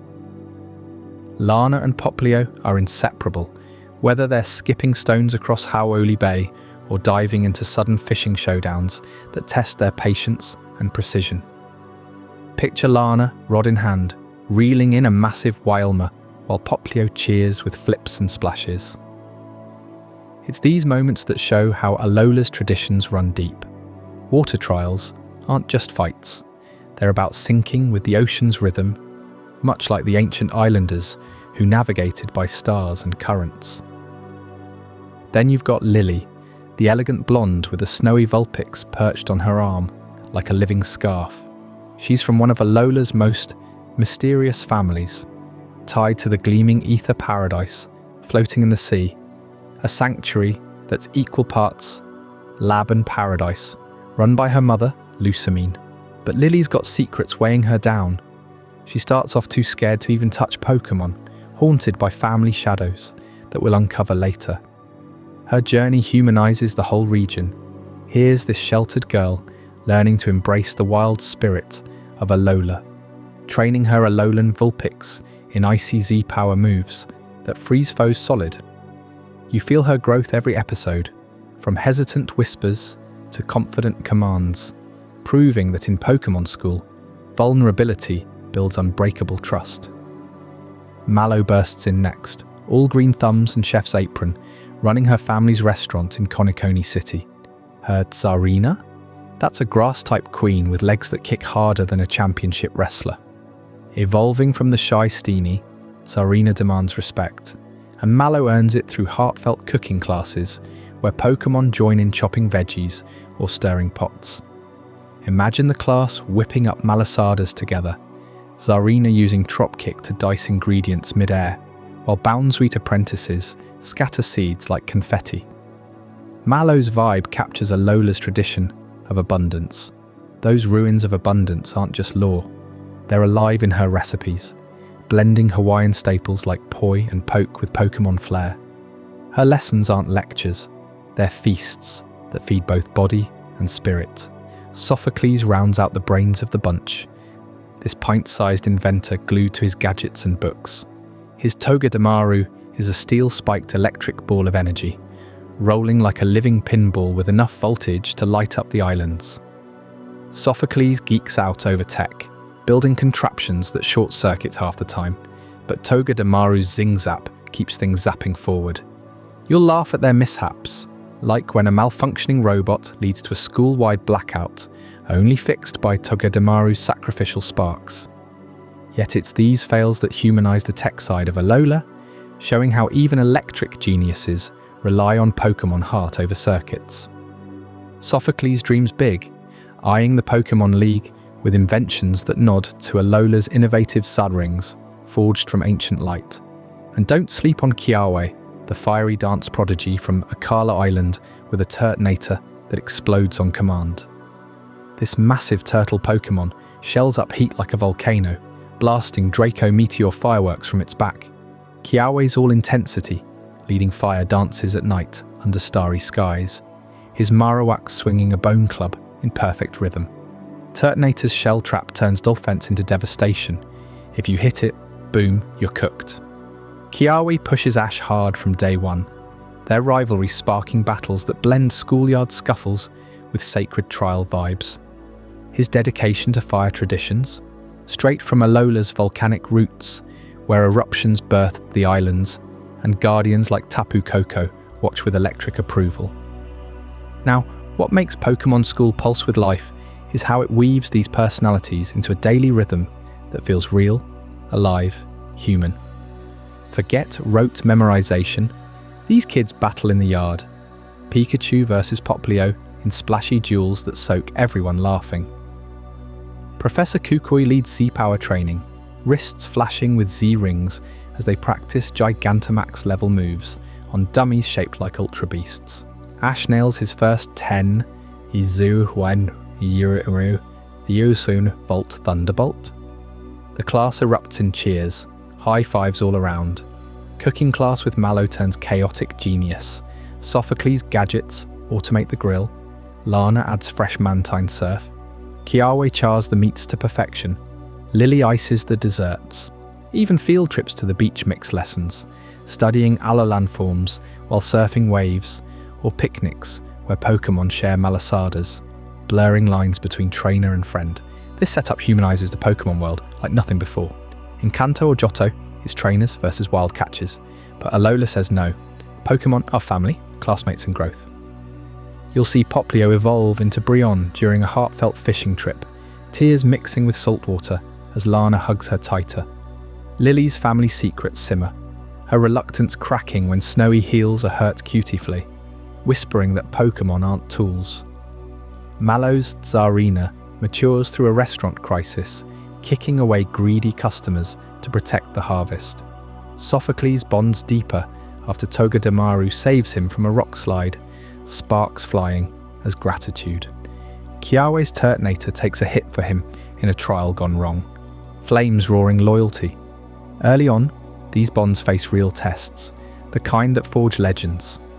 Take Kiawe's Fire Dance. It's not just performance, it's a ritual showdown where Ash joins the Akala flames, Turtonator's explosions syncing with drum beats, echoing ancient kahuna ceremonies. One wrong step, and it's singed brows, but they nail it. Z-Power igniting the night sky, or Lana's fishing showdown, a high-stakes haul-off against a kahuna proxy where Poplio balloons massive weights underwater. Lines snap, waves crash, but their trust pulls through a Gyarados-level prize, celebrating with a beach barbecue. These aren't filler episodes. They're pressure cookers, proving school life's no vacation. It's Alola's way of reconnecting to roots, where trials test soul-deep ties. You start rooting for them individually, but together, unstoppable. Ash rallies the crew against Team Skullpunk's crashing class, Pikachu leading a Pikipek swarm, while Lana floods the field. Z-Power sessions evolve into group drills, each classmate shining. Kiawe's Inferno Overdrive, scorching targets, Sophocles' electrified barriers, Mallow's Bloom, Doom entangling dummies.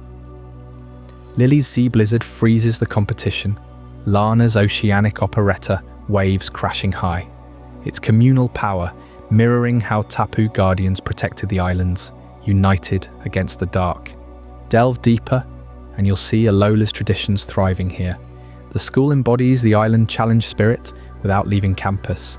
Mini trials in every class, earning Z crystals through effort, not just badges. Kukui's no stuffy prof. He's a barefooted kahuna in training. Shirt ripped from demos yelling, "That's Alola," as Pikachu zaps him mid-lesson. Field studies hit ruins of conflict, where kids decipher Tapu puzzles, Poplio's bubbles revealing hidden glyphs. Cooking ties to Paniola Ranch traditions, milking Miltank for fresh cheese while dodging Tauros charges. Even Sophocles hacks ancient totem Pokémon signals, uncovering Necrozma lore fragments. But it's the quiet moments that hit hardest, humanizing everything. Late-night dorm chats where Kiawe opens up about his Mantine surf losses. Lily shares ether whispers. Mallow dreams of a Pokémon cafe chain. Ash, fresh from Kanto, learns Alola's Ohana family vibe. Pikachu nuzzling Togedemaru to sleep. These kids aren't sidekicks, they're the soul of Sun and Moon, each arc peeling back layers. Lana's tomboy toughness hides a soft spot for strays. Lily's poise masks terror from otherworldly beasts. Mallow's cheer fuels a drive to preserve island flavors against urban sprawl. Sophocles' awkwardness hides a heart wired for heroism. Kiawe's stoicism burns with passion for legacy. Watch as early episodes stack these payoffs. Poplio's debut circus act turns battle-ready in a schoolyard brawl. Serena's queenly debut crushes a Totem Lurantis stand-in. Togedemaru's roles power a generator during a storm, saving the school lights. Turtonator's first boom scatters Buzzwole scouts. Lily's Vulpix thaws her fears in a blizzard rescue. Each shine spotlights how school life preps them for grander threats. Ultra beasts looming, League calling. You're hooked because it feels like your crew, your school, battles with stakes, laughs with heart, growth that's tangible. Alola doesn't just teach Pokémon, it teaches living with them, reconnecting to those primal bonds the series lost in Chrome Gyms and Mega Evos. Traditions pulse here.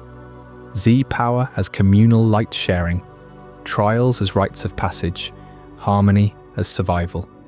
And just when these bonds solidify, the real heat turns up with the trials of fire, water, and grass. What happens when Kiawe drags Ash into volcanic infernos, Lana pulls him under crushing waves, and Mallow unleashes jungle fury? You won't believe how these elemental clashes redefine everything. Stick around, because the explosions are just beginning. Ash finally steps into the heart of Alola's ancient traditions with his first grand trial on Melemele Island, facing off against Kahuna Hala in a battle that changes everything. You've seen the school crew come together, their Pokémon growing through everyday adventures, but now the island challenge demands they prove themselves against nature's fiercest tests. For Ash, this means confronting Hala, the wise Kahuna, whose fighting style prowess has guided countless trainers. Picture the tension in that arena. Hala's massive Hariyama charges forward, its fists like battering rams, while Pikachu dodges and weaves, electricity sparking off its cheeks. But Hala doesn't hold back. He unleashes Crabrawler too, forcing Ash to think beyond raw power. What makes this trial legendary is Ash's breakthrough with his Z-Ring, gifted by Tapu Koko itself. After earning the Normalium Z from Captain Elima's trial, Ash channels that sparkling energy into Pikachu. You can feel the build-up, the crowd chanting, the air humming with Z-power as Pikachu strikes the Z-Ring pose. Boom! Gigavolt havoc erupts, a massive surge of thunderbolts that engulfs Hariyama in a storm of pure electric fury. Pikachu's first Z-move seals the victory, earning Ash the Melemele badge and igniting his passion for the island challenge. It's not just a win, it's a reconnection to Alola's primal roots, where Z-crystals born from Necrozma's shattered light empower those worthy enough to wield them. Hala nods in approval, reminding Ash that true strength comes from harmony with your Pokémon, echoing the ancient battles against the Pillager of Light.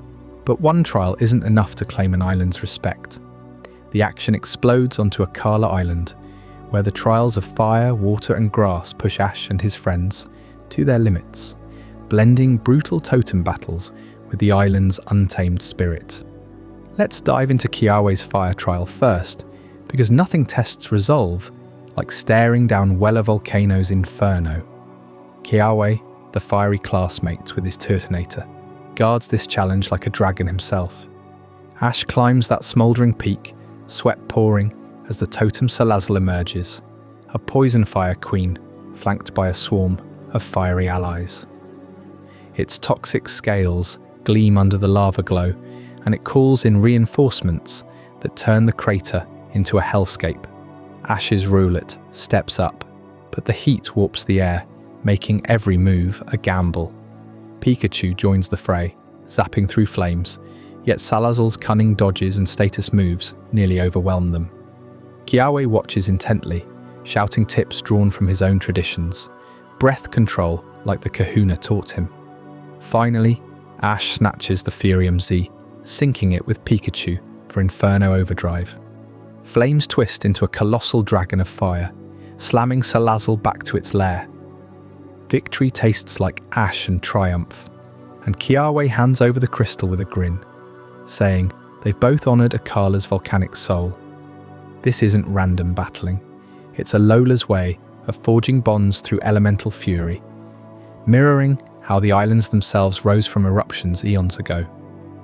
Water calls next, and Lana's Brooklet Hill trial pulls you into a submerged world of mystery. Lana, the cool-headed fisher, with Poplio, soon to evolve into Brionne, leads Ash to this misty pond riddled with caves. The totem Wishiwashi schools into its massive school form, a tidal wave of razor-sharp fish that commands Araquanid and other water bugs. Waves crash relentlessly, flooding the battlefield, and Ash's team slips on slick rocks, while Wishiwashi's watery assaults pound like a monsoon. Poplio's bubble beams barely dent the behemoth, and Lycanroc struggles against the relentless current. Here's where Lana's quiet wisdom shines. She teaches Ash to read the water's flow, timing attacks with the tides, just as her family has for generations. Ash earns the Waterium Zed, and with Pikachu's help, unleashes Hydrovortex. A swirling maelstrom engulfs the totem, breaking the school apart in a spectacular splash. Lana beams, Poplio clapping with watery flips, and Ash pockets the crystal. You feel the depth here. Alola's waters aren't just for surfing, they're veins of life, tied to Tapu Fini's distant ruins, where trainers once communed with the sea's guardians.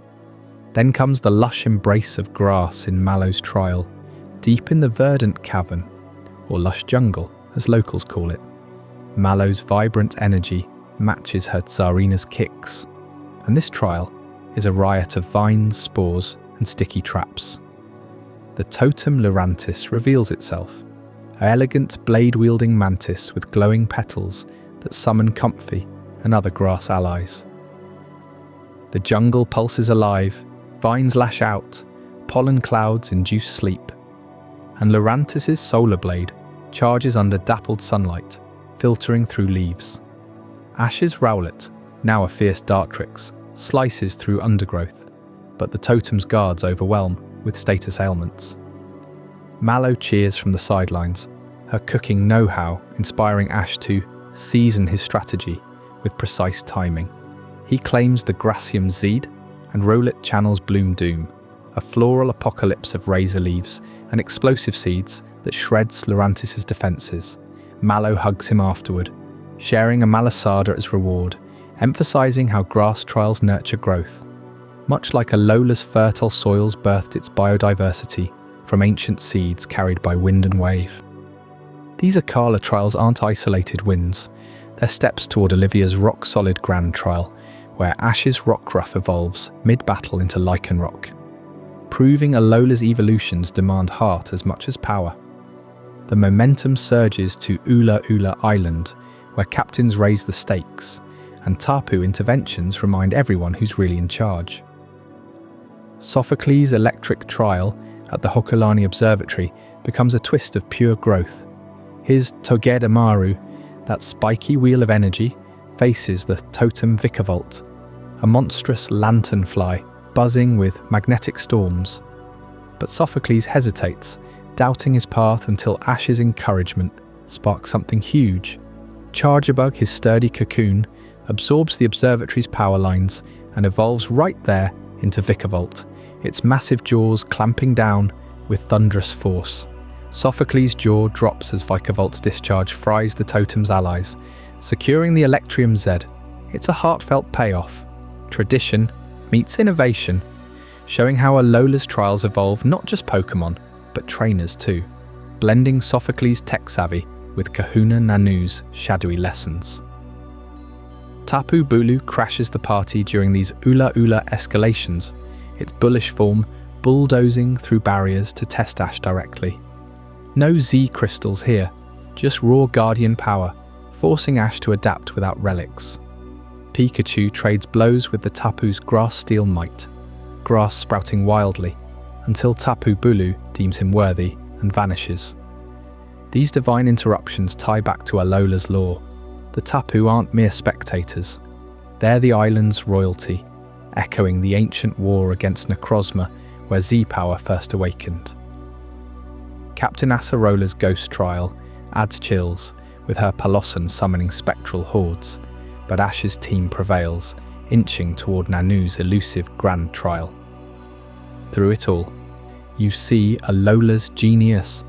These trials replace gym badges with living rituals, demanding trainers conquer totems that embody the island's wild heart.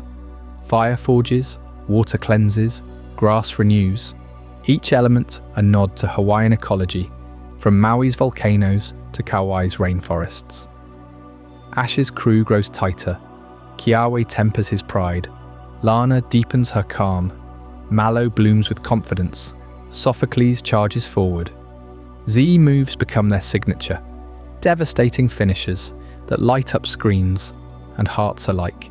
But lurking beneath these triumphs, shadows stir, Team Skull's punk antics escalate, and otherworldly rifts hint at ultra beasts invading Alola's paradise. What happens when street thugs and interdimensional horrors collide with these sacred trials?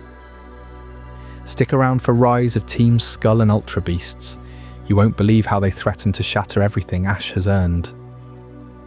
As Ash stands victorious after those grueling grand trials, sweat still dripping from his brow, and Pikachu sparking with pride, Alola's serene paradise starts to crack under pressure.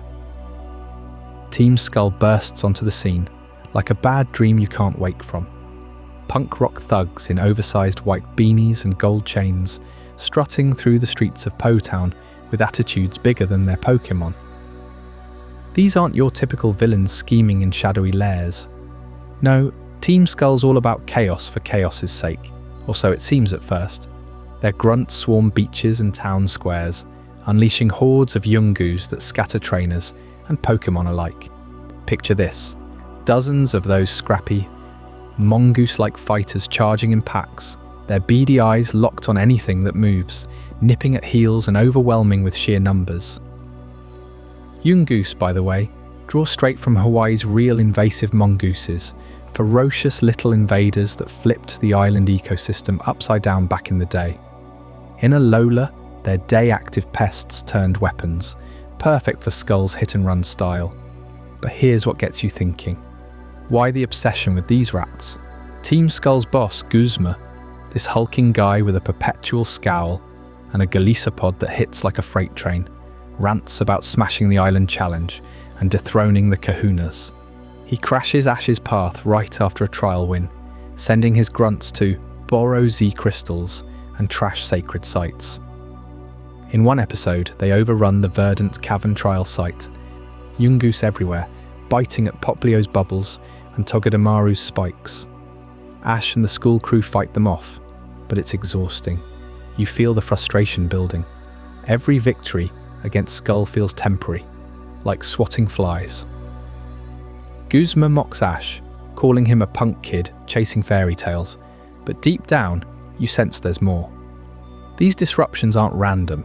They're covering something massive.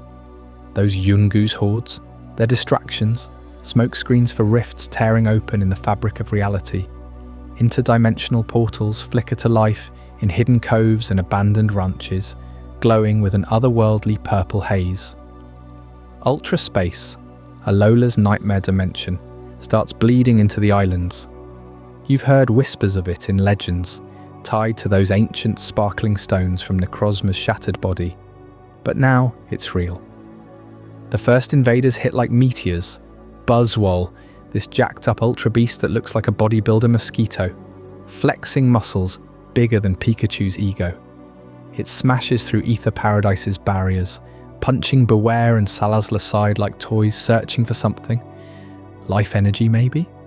Then Pheromosa glides in, elegant and deadly, all legs and speed, dodging Z moves with grace that makes Lycanroc look clumsy. She's the fastest thing you've ever seen, slicing through steel beams and vanishing before you blink. And don't get me started on Kartana. This origami nightmare unfolds from a tiny paper scrap into a blade-wielding terror, slicing Malasadas in half, mid-air, and carving gashes in the landscape. In the anime, these beasts rampage across Akala Island first, portals popping open near trial sites. Ash's team barely holds them back. Rowlet gets tossed like confetti by Kartana, while Kiawe's Turtonator shells up against Buzzwole's punches.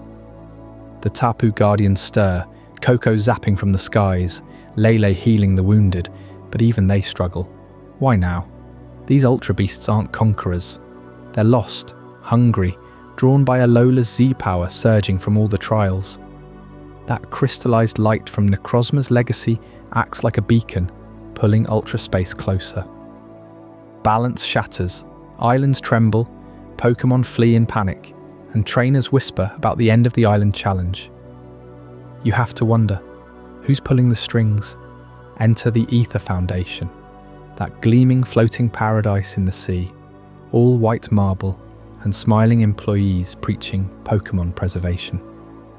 Led by the enigmatic Lusamine, they swoop in with capture beams and ultra wormholes. Yeah, they can summon those portals on demand. We're saving them, Lusamine coos, her voice like honey over glass, as they haul Buzzwole into containment. But preservation, that's the mask. Behind closed doors, Ether's running experiments that twist the knife in Alola's traditions. They're fusing Ultra Beasts with local Pokémon, probing Z crystals for power, all while claiming to protect the islands. It ties right into Lily's quiet demeanour at school. She freezes up around bug types, averts her eyes from those Ether uniforms. Her family's at the heart of this, but we'll hold that thought. Team Skull's role sharpens here. Guzma's crew isn't just thugs, they're pawns unwittingly, or maybe willingly, drawing eyes away from the rifts while Ether handles the beasts. In a pivotal clash at Potown's rundown mansion, Skull grunts loose young Goose on Ash's class during a school trip gone wrong. Pikachu's Thunderbolt lights up the night, but amidst the frenzy, a rift cracks open nearby. Pheromosa slips through, and suddenly it's not petty theft, it's Apocalypse o'clock.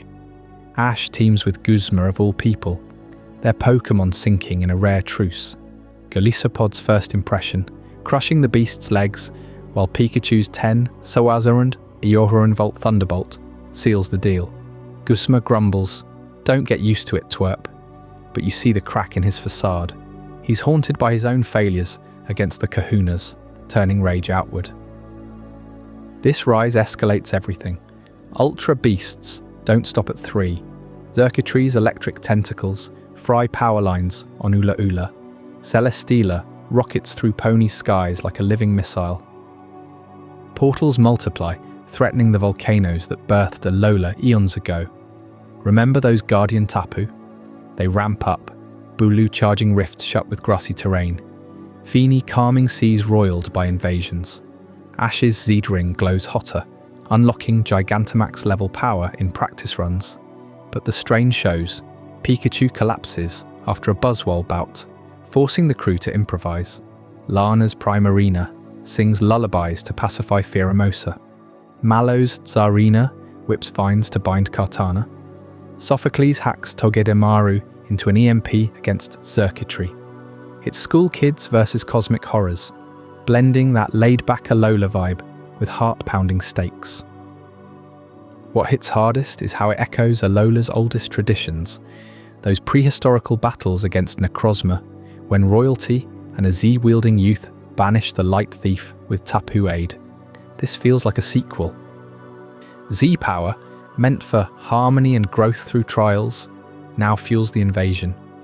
Yungu's hordes nod to invasive species disrupting Hawaii's balance, mirroring how Skull and Ultra Beasts upset Alola's ecosystem.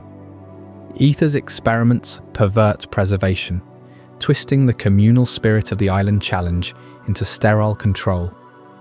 Lusamine's obsession with ultra space hints at deeper lore, her fixation on eternal beauty, collecting beasts like trophies.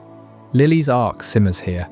She releases her Clefairy early on, but watching Aether's cages chills her. You feel her internal war, loyalty versus right. Episodes pile on the tension. The Ultra Guardians.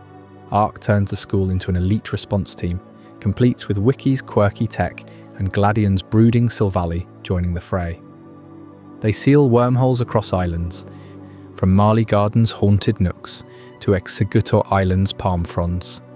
Ash rides Lunala through ultra space once, stars warping around him, glimpsing the desolate megalopolis. It's terrifying. How fragile is this tropical haven? Team Skull evolves too. Some grunts defect, inspired by Ash's grit, while Guzma wrestles his demons in battles that shake Shady House. By now, you're hooked on the rhythm. Trial win, Skull raid, Beast emergence, Aether intervention. It tests every tradition. Island challenge warriors facing interdimensional gods. Z moves clashing with otherworldly might. Does Alola's harmony hold? The portals grow unstable, beasts evolve hungrier, and whispers of a blinding one echo from the depths. Ash pushes harder, Pikachu's cheeks never dimmer, but the cost mounts. Friends bond deeper. Pokémon evolve mid-crisis, Rockruff to Lycanroc, under moonlight, disrupted by rifts. Hold on, because this chaos circles back to the one place you least expect. The Aether Foundation's pristine facade crumbles next, revealing experiments that shatter lives and unleash horrors no Z-move can touch. Lily's family secrets and Aether's true agenda. They're about to explode, pulling everyone into a web of betrayal that redefines Alola forever. You won't see it coming. As the Ultra Beasts tear through Alola's skies, leaving portals flickering like wounds in reality, you have to wonder, who or what is pulling the strings? The answer lies not with Team Skull's chaotic grunts, but deep within the gleaming halls of Aether Paradise, the floating sanctuary run by none other than Lily's own family. Lily, the quiet girl from Pokémon school, with her pristine white dress and Snowy the Alolan Vulpix always by her side, carries a burden heavier than any Z-crystal. Her home isn't some cozy island cottage, it's the nerve centre of Alola's darkest secrets, and her mother, Lusamine, is about to unleash hell. Family dynamic unfolding in the anime, beat by beat, as tensions from those Ultra Beast invasions boil over. Lily has always been the picture of poise, but cracks start showing when her brother Gladion defects from Aether, riding his type, null like a shadow warrior, clashing with Ash and the crew over Nebby, that mischievous cosmog they've been protecting. Gladion warns them, Aether isn't what it seems. It's no mere conservation group pampering Pokémon in luxury pods.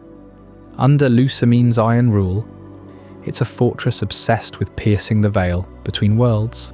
And you, watching this unfold, feel that pit in your stomach grow as Lily finally confesses.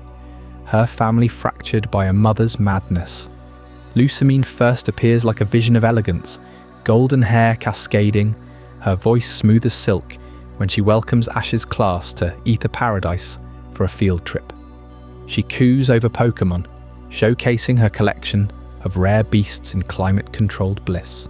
But peel back the layers, and her true fixation reveals itself. The Ultra Beasts. It started with Nihilego, that jellyfish horror that stung her years ago, injecting her with a venom that twisted her mind. In the games, it's a parasite fueling her delusions. In the anime, it's the spark that ignites her hunger for otherworldly power. She sees beauty in their alien forms, Buzzwole flexing its grotesque muscles, Pheromosa gliding with deadly grace, Kartana slicing air like paper. But why? Why risk Alola's harmony for these invaders? The obsession deepens into something ancient, echoing Alola's primordial lore you might remember, from the sparkling stones raining down eons ago. Lusamine fixates on Necrozma, the pillager of light, that crystalline terror from ultraspace, who once drained Alola's sun and moon. fusing with legendary guardians in a cataclysmic war. Just like the ancient kings who summoned Tapu deities to banish it, Lusamine wants to harness Necrozma's prism-rending might.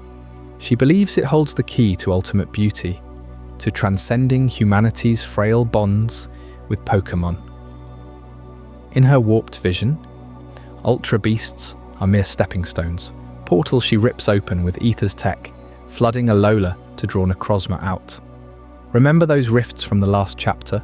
They're her doing, deliberate summons disguised as accidents, each one an echo of that prehistoric plunder where light was stolen and worlds nearly shattered. You can feel the anime ramping up the stakes here, can't you? Lusamine's speeches drip with fervour as she monologues to Lily, her daughter, whom she treats like a fragile doll. "Darling, join me. Together, we'll bask in eternal light." But Lily resists, clutching Nebby tighter, that starry-eyed cosmog who's been bouncing through their adventures like a living black hole. Nebby's no ordinary Pokémon. It's the child of Solgaleo and Lunala, embodiments of sun and moon, bridging straight from game myths into anime peril. In Sun and Moon, you ride these legends through ultraspace. Here, Nebby becomes the linchpin, its evolution tying ancient tales to the kids' desperate fight. The turning point hits like a Z-move explosion. Lusamine, scorned by Lily's defiance, snatches Nebby and drags it to her throne room atop Aether Paradise. She activates her master device, a glowing contraption pulsing with stolen Z-power, ripping a massive ultra wormhole.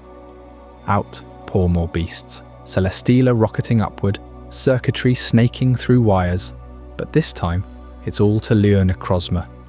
Lusamine cackles, her beauty cracking into fanaticism as she echoes the pillager's legend. Light will be mine, just as it was stolen before. Alola's guardians stir faintly, Tapu Koko crackling on the horizon. But it's too late. She hurls herself and a chained Nebby through the portal, abandoning her children to chase her delusion. Now the rescue kicks in, and this is where the anime shines, pulling you into heart-pounding action that feels personal. Ash, Kiawe, Lana, Mallow, Sophocles, they rally with Lily, boarding Aether's conservation ship turned war vessel.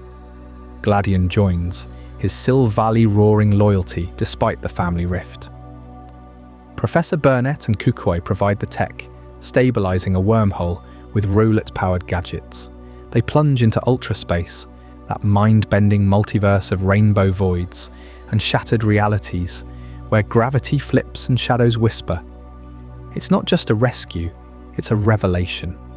Floating islands defy physics, echoes of other worlds brush past, hints of Kalos crystals, Hoenn meteors, tying Alola's chaos to the broader Pokémon saga. Deeper in, they confront Lusamine. Encased in a Nihilego shroud, her eyes glowing with otherworldly venom. She's merged her will with the beasts, commanding a horde in Necrozma's name. Nebby, terrified and cornered, begins to warp, its body elongating, starry mane bursting forth. In a blaze of cosmic light, it evolves, first to Cosmoem, that armoured cocoon drifting like a dead star, then shattering into Solgaleo, the sun lion with wings of plasma and a roar that reclaims stolen radiance. The game myths come alive. Solgaleo, the beast that devours the sun, now Ash's ally, bridging those ancient battles where kings and Tapu fought the light thief. Solgaleo charges, its ultra burst shaking the void, severing Lusamine's control. But victory demands sacrifice. Lily steps forward, tears streaming, confronting her mother, not with fists, but words. "Mother, this isn't beauty, it's destruction." The venom's grip breaks as Solgaleo's light purifies Nihilego's toxin, Lusamine collapsing in horror at her actions. The group reclaims the stolen light, literally, as Solgaleo's mane pulses with reclaimed Z energy, sealing rifts and banishing beasts back to their realms. Ultraspace spits them out onto Aether's deck, the facility scarred but saved, multiverse ties exposed. Alola isn't isolated. It's a nexus where Carlos the guard cells hum nearby, waiting. This family reckoning humanizes it all. Lily emerges stronger, hugging Snowy as Gladion nods respect. Siblings reunited, Ether reformed under Wick's kinder hand. Lucamine's arc, redemption flickers. She vows change, but the scars linger, a reminder that obsession echoes Alola's oldest sins. You see, Brisa, her necrozma fixation wasn't random. It mirrored the pillager who fragmented into Z crystals, a cycle of theft and restoration. Nebby's evolution seals it, turning game legend into anime legend, where a kid's bond triumphs over cosmic greed. Yet as Ether heals and portals close, strange tremors ripple from Ula Ula's depths. Something ancient stirs, cells gathering like fireflies in the night. What happens when Zygarde's awakening and hidden cores come online? You won't want to miss how this sleeping guardian ties Kalos to Alola's fate. Let's dive deeper into what makes this chapter pulse with emotion. Lily's journey isn't just plot, it's the heart. From the girl too timid to touch Pokémon, hiding Nebby in her bag during school battles, to standing against her own blood in another dimension. Each episode builds her, training with Snowy against totem Pokémon, confiding in Ash about her father's disappearance. Morn lost to Ultra Space years prior, chasing the same beasts. Lucamine's grief twisted her, blaming Lily for his vanishing, locking away memories. The anime flashes back to happier times, family picnics on Melamele beaches before the wormholes claimed him. It hits you hard, doesn't it? That universal ache of fractured homes, amplified by interdimensional stakes. Ether Paradise itself deserves spotlight. Surface level, pristine labs, Pokémon spas with Clefairy massages, Vulpix hot springs. But basements hide cages for Ultra Beasts, experiments fusing tech with alien biology. Lucamine's office, a shrine to necrozma, holograms of its prismatic form, Z crystals pulsing like hearts. Her unleashing isn't impulsive, it's calculated. She engineers Kartana swarms, slicing Akala farms, Buzzwole abducting trainers to test strength, all to provoke a response from the light pillager. Echoes the lore perfectly. Ancient Alolans feared such raids, carving warnings in ruins of conflict. Nebby's evolution arc, masterful payoff. From fluffy puffballs sucking Ash into whirlpools, to Cosmom enduring Lucamine's torment without breaking, to Solgaleo's triumphant roar. In the anime, it's Ash who bonds deepest, riding its back through stars, unleashing Radiant Sun. Z-move fused with Ultra Burst. Games nod. Sun version, Lunala, Moon Solgaleo, but anime picks Solgaleo, fitting Alola's sunny vibe. It bridges myths. Tapu chose Z-rings from necrozma shards. Now Solgaleo reclaims that light, full circle. The rescue mission expands horizons. Ultra Space isn't empty. Worlds collide. They glimpse Mega Evolutions flickering, legendaries silhouetted, multiverse ties hint at bigger lore. Stolen light fueling Ultra Megalopolis, where necrozma reigns broken. Reclaiming it, Solgaleo's maw devours shadows, restoring Alola's glow, portals snapping shut. Heroes emerge changed. Lily touches all Pokémon freely now, her fear conquered. Gladion's role adds grit. His type, Null, evolved to Silvally, counters Ultra Beasts, with memory discs, a man-made legend defying Ether's sins. Sibling clash peaks in Ultra Space. "You abandoned us," Gladion snarls. Lucamine retorts, "For perfection." But Lily's plea sways him. Family first. Post-rescue, ripples spread. Ether opens to public. Ultra Guardians form. Ash's team patrolling wormholes. Lucamine seeks Mon, wormhole stabilized. Yet shadows loom. Those Zygarde cells from Kalos, absorbing Z-power, hinting at Guardian's awakening. This saga cements Alola's reconnection. Traditions of light battles reborn in family drama, myths made personal. Lucamine's fall warns against hubris, echoing Pillager Kings. You feel it, the thrill of discovery. bonds unbreakable. But hold on, because those hidden cores aren't dormant forever. Next, Zygarde's awakening and hidden cores pulls the Kalos thread tight, unleashing a protector that could reshape everything. Stick around. Word count check in my mind. That's pushing past 1400, rich with detail. I hope you're as amazed by this as I am. If you want to stay updated on more content like this, make sure to subscribe and join our community of curious minds. Trust me, what's coming next will challenge everything you thought you knew. Did you know that a legendary guardian from Kalos, dormant for years, suddenly stirs to life in Alola's sun-soaked wilds, drawn by the very power that defines this region?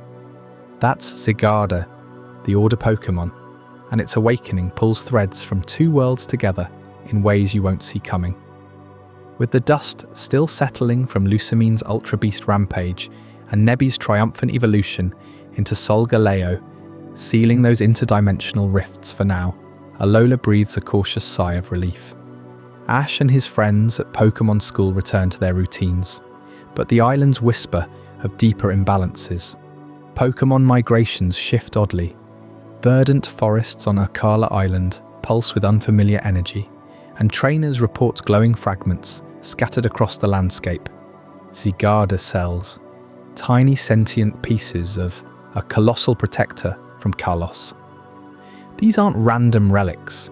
They've been absorbing Alola's Z-power, that crystallized light from ancient Necrozma fragments, supercharging them beyond their Kalos origins. Enter Dexio and Sina, the stylish investigators from Kalos you might remember, chasing Team Flare's shadows in X and Y. They've crossed oceans to Alola, gadgets in hand, scanning for these empowered cells. Why here? Z-power acts like a magnet, reactivating the cells and yanking Kalos lore straight into Alola's paradise. Picture Dexio, with his sharp glasses and confident stride, syncing his devices to Z-ring frequencies, while Sina, poised and analytical, maps cell clusters from Melamela beaches to Pony's jagged cliffs. They confide in Ash's class during a school field trip, revealing how Zygarde's core, the red and blue heart that commands the cells, senses ecological threats amplified by Z-energy. One cell alone can surveil vast areas, but united, they form something unstoppable. You see, back in Kalos, Zygarde embodies perfect order, its cells patrolling to maintain life's balance. A single disrupted ecosystem, like poachers overhunting or pollution-choking rivers, and those cells swarm. But in Alola, Z-power turbocharges this duty. Dexio explains it over a shared Malasada snack. The cells glow brighter, multiply faster, drawn to sites like the ruins of abundance, where Tapu Bulu once clashed with ancient forces. Sina demonstrates with a holographic scan, showing cells converging on Ula Ula's Mali Garden, where invasive species threaten native Alolan Rattata nests. Ash's Pikachu zaps curiously as a captured cell, and it pulses back, syncing with his Z-ring like it recognizes a kindred spark. As Dexio and Sina's hunt intensifies, they recruit the Pokémon school gang. Lana spots a cell in her fishing nets off Paniola Town.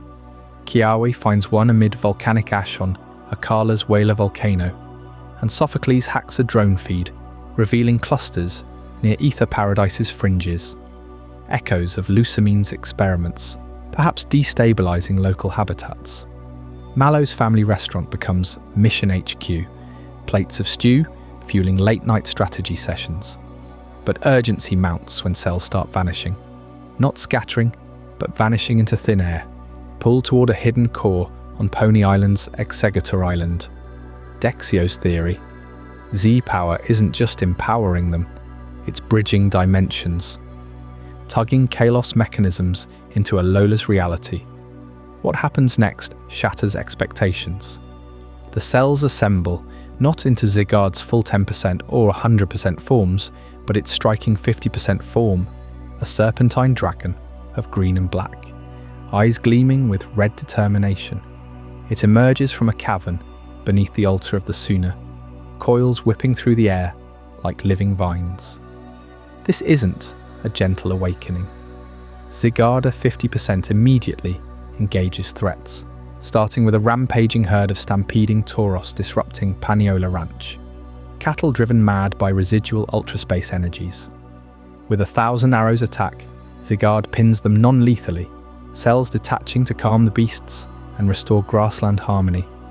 You can feel the ground tremble as it burrows, sensing underground aquifers poisoned by illegal dumping from shady poachers. Ash and friends arrive mid-battle, witnessing Zygarde's raw power. Pikachu teams up instinctively, dodging core enforcer blasts aimed at a mechanical harvester illegally stripping execute groves. Dexio cheers from the sidelines. That's it. The cells chose Alola's Z-Power to evolve their guardianship. Sina notes how Zygarde's aura scanner detects minute imbalances, like Yungoos overpopulating due to missing night predators, correcting them with precision strikes. In one pulse-pounding clash on Ula Ula's Po Town outskirts, Zygarde intercepts Team Skull grunts using salazzle pheromones to control wild Pokémon for petty thefts. Its land's wrath erupts, earthen fists slamming barriers, freeing captives while sparing the grunts a harsh lesson in balance. But Zygarde's role runs deeper, underscoring Alola's ecological heartbeat. Think about it. Alola's islands formed from volcanic fury, Pokémon arriving by sea and sky, evolving into forms like Alolan Mook, thriving on polluted shores as nature's cleanup crew. Zygarde amplifies this, its 50% form patrolling like a living seismograph. During a showdown at the Ruins of Hope, it battles a rogue Kommo-o awakened by Z-crystal overload, scales clashing in a symphony of roars. Zygarde's cells swarm, forming temporary shields for endangered Cutiefly swarms, then counter with Dragon Pulse waves that neutralize without destruction. Ash, inspired, attempts a Z move with Rowlet, but Zygarde nods approval, merging energies for a combo that heals the scarred Earth. Here's where it gets mind-bending. The revelation hits during a tense standoff on Melemele Sea's coral reefs. Dexio's scanner overloads as Z energy surges, reactivating ancient Kalos mechanisms long buried. Zygarde's core pulses data streams, holographic visions of AZ's ultimate weapon from Kalos lore, its energy signatures mirroring Z-crystals. Alola's Z-Power, born from Necrozma's prisms, resonates with Zygarde's primal code, awakening dormant cores hidden in Kalos ruins, now echoing across the sea. Sina deciphers it. Zygarde wasn't just drawn here. Alola's light is rebooting Kalos's failsafes against catastrophe. Cells flicker, forming a network linking Tapu shrines to Zygarde's form, guardians uniting across regions. You have to wonder, how does this change everything for Ash? He bonds with a stray cell during a training montage on Akala's lush jungle, the fragment boosting his Pokémon's stamina as they navigate vine-choked paths. Kiawe's Turtonator unleashes Shell Trap, enhanced by cell proximity, vaporizing illusory threats from a trial gone wrong. Lily, still healing from her family's shadows, finds solace watching Zygarde restore a wilted Tapu Lele flowerbed, petals blooming under its gentle aura. Even Professor Kukui joins the fray, theorizing Z-moves as evolutionary keys unlocking legendary potentials. The hunts grow perilous.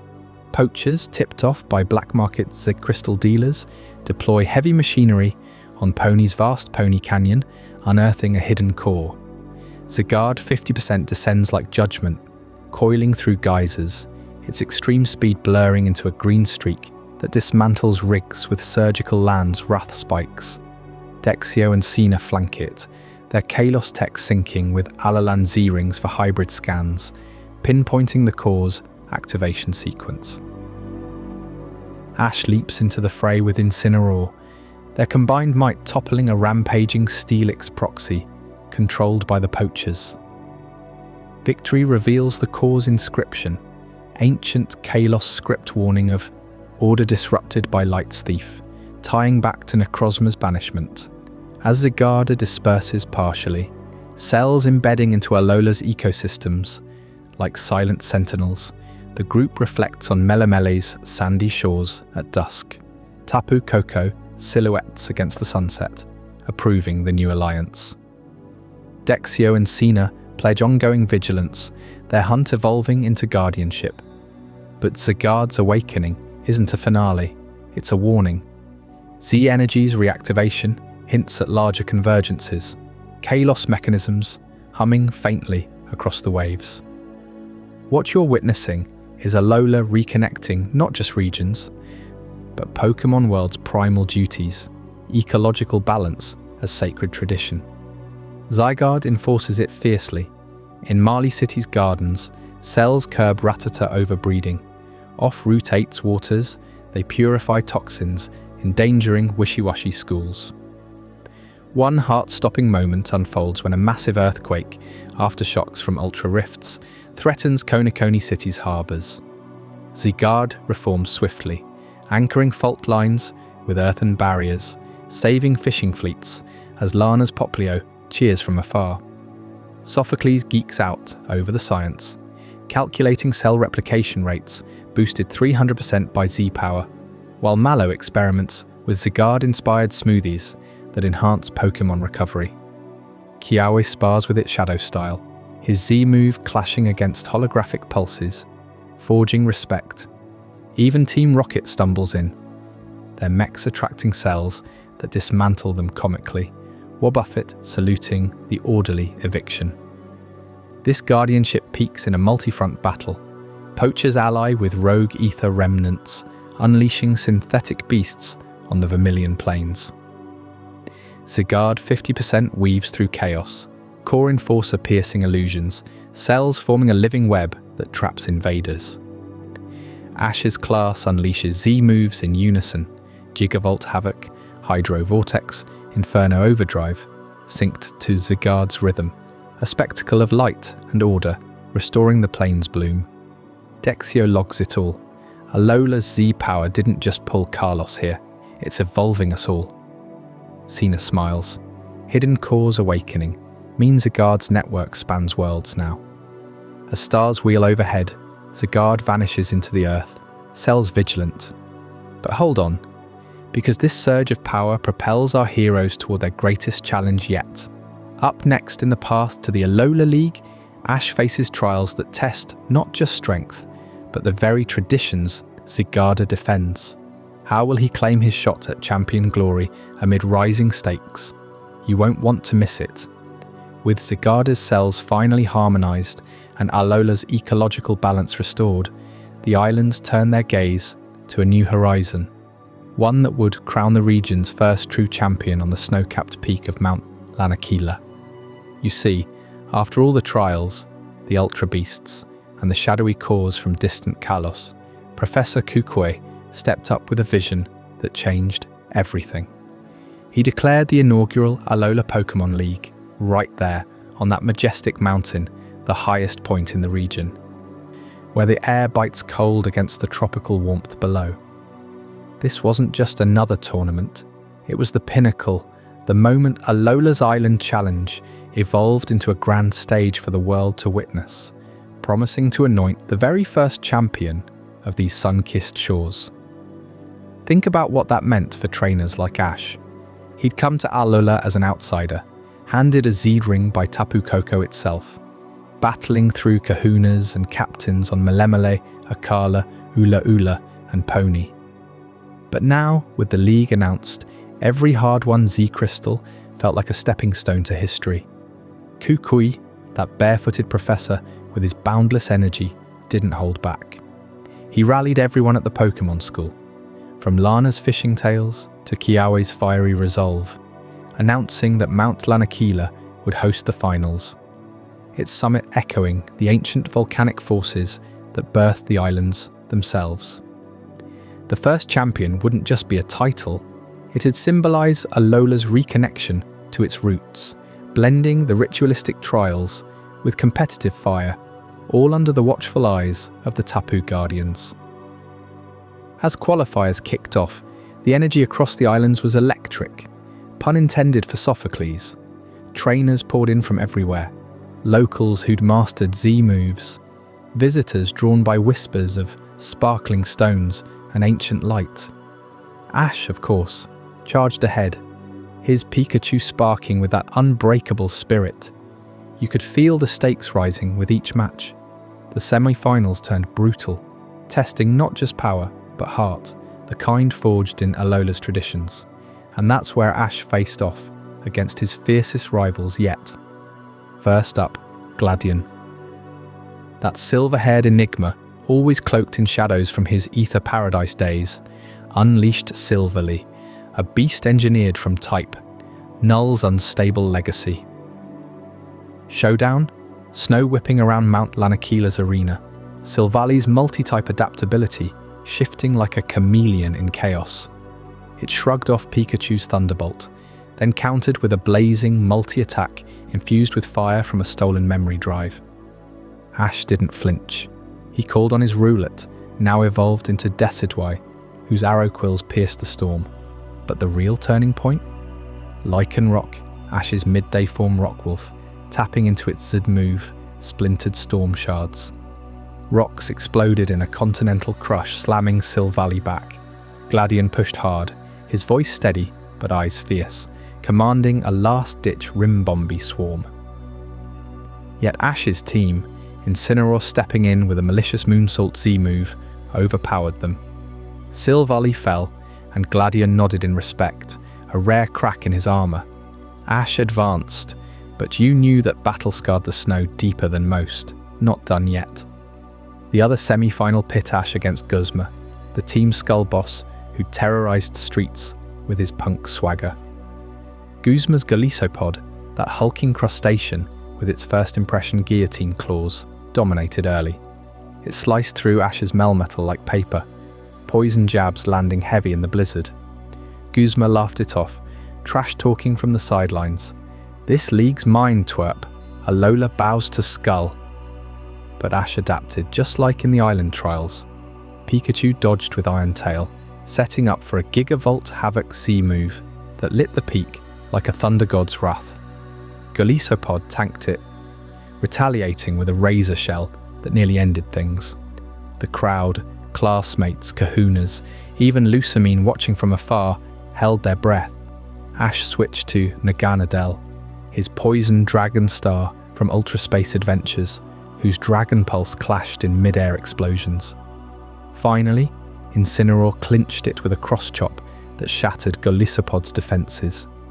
Guzma slumped, muttering about rematches, but even he couldn't deny the shift. Ash had toppled the untouchable. These weren't random wins, they wove straight into Alola's soul. As the battles raged, the Tapu Guardians appeared, hovering like ethereal sentinels. Tapu Koko crackled with electricity from Melemele's ruins. Tapu Lele sprinkled healing mist from Akala's flowers. Tapu Bulu charged with grass fury from Ula Ula's plains. And Tapu Fini danced waves across Pony's cliffs. Their presence affirmed it all. The Island Challenge, once intimate trials under captains like Ilima or Hapu, had blossomed into this grand spectacle. No gyms, no badges in the traditional sense, but Z-rings pulsing with Necrozma's ancient light, now fueling a league that honoured Hawaiian-inspired harmony. Mount Lanakila, modelled after Mauna Loa, stood as the perfect throne, its summit where kings once communed with deities. You have to appreciate how this path mirrored Alola's history. Those islands formed from lava flows eons ago, Pokémon drifting in on winds or waves, evolving into Alolan forms, like the icy Vulpix that thrives in Pony's highlands. The league announcement pulled it all together, reconnecting trainers to those oldest traditions. Kukui didn't invent it alone. He channeled the Kahuna's wisdom, the Ether Foundation's tech, even the Zygarde echoes from just weeks prior. Ash's journey? It embodied that, from schoolyard spars with his classmates to facing Lusamine's obsessions. He'd grown. Lana's Primarina sang distractions in practice bouts. Mallow's Zarina whipped up stamina with Trop Kick. Sophocles' Togedemaru rolled magnetic counters. Kiawe's Turtonator breathed fire, that matched any Z-move blaze. But let's dive deeper into those semi-finals, because they weren't just fights, they were reckonings. Against Gladion, it was personal. Silvali's creation, tied back to type, null experiments, echoing Aether's dark secrets, Lily had escaped.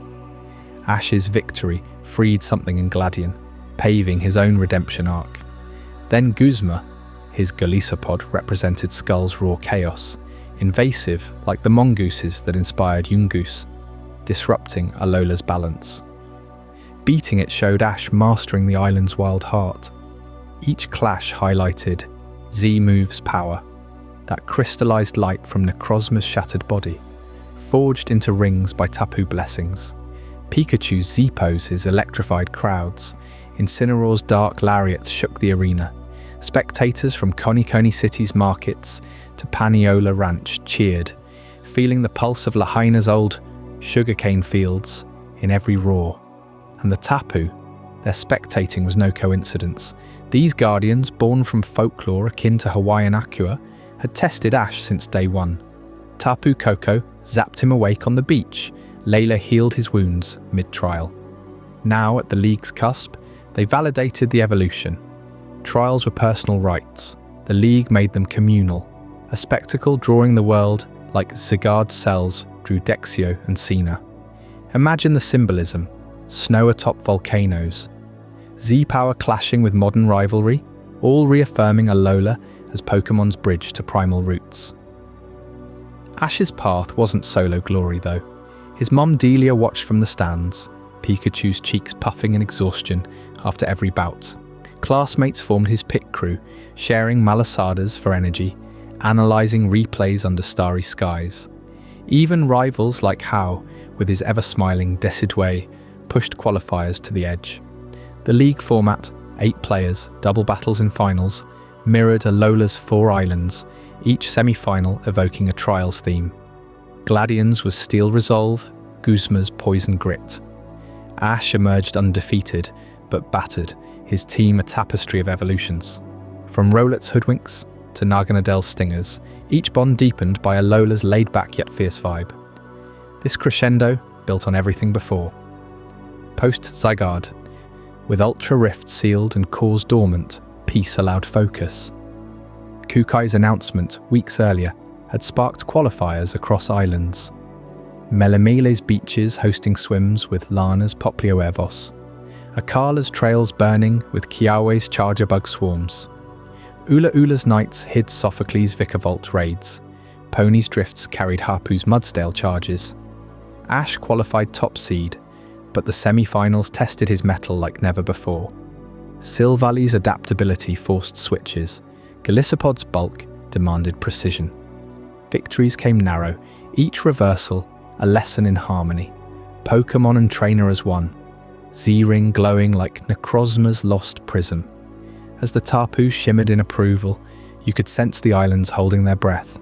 This league wasn't imported, it was homegrown, crowning a champion who'd embody Alola's traditions reborn. Ash stood at the summit, wind howling, Pikachu perched defiant. He'd defeated the rivals, honoured the Guardians, and now the finals loomed. But hold on, because what happens in the championship clash and first champion will leave you stunned. Ash's ultimate test against the Professor himself, where legends collide and history is forged. You won't want to miss how it all crowns Alola's king. On the snow-capped peak of Mount Lanakila, where biting winds howl through the newly built stadium, the Alola League reaches its ultimate showdown. Ash Ketchum, fresh off triumphs over Gladion's fierce Silvally and Guzma's relentless Golisopod, steps into the finals against none other than Professor Kukui, the man who sparked his entire island challenge journey.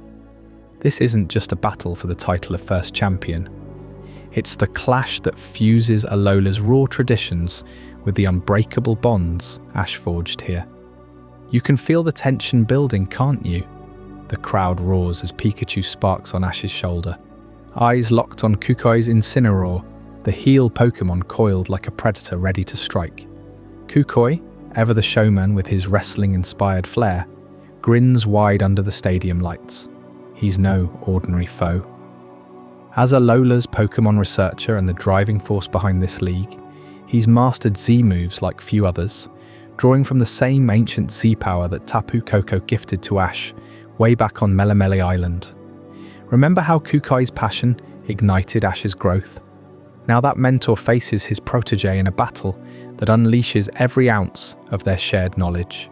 The referee signals the start and Incineroar lunges with Darkest Lariat, its arms whipping through the frosty air like shadowed blades. Pikachu dodges with Quick Attack, but Kukai counters swiftly, calling for a Fire-type assault that forces Ash to swap in Rowlet for aerial support. What makes this finale electric is how it erupts into a full Z-move extravaganza, the kind Alola's lore was built for.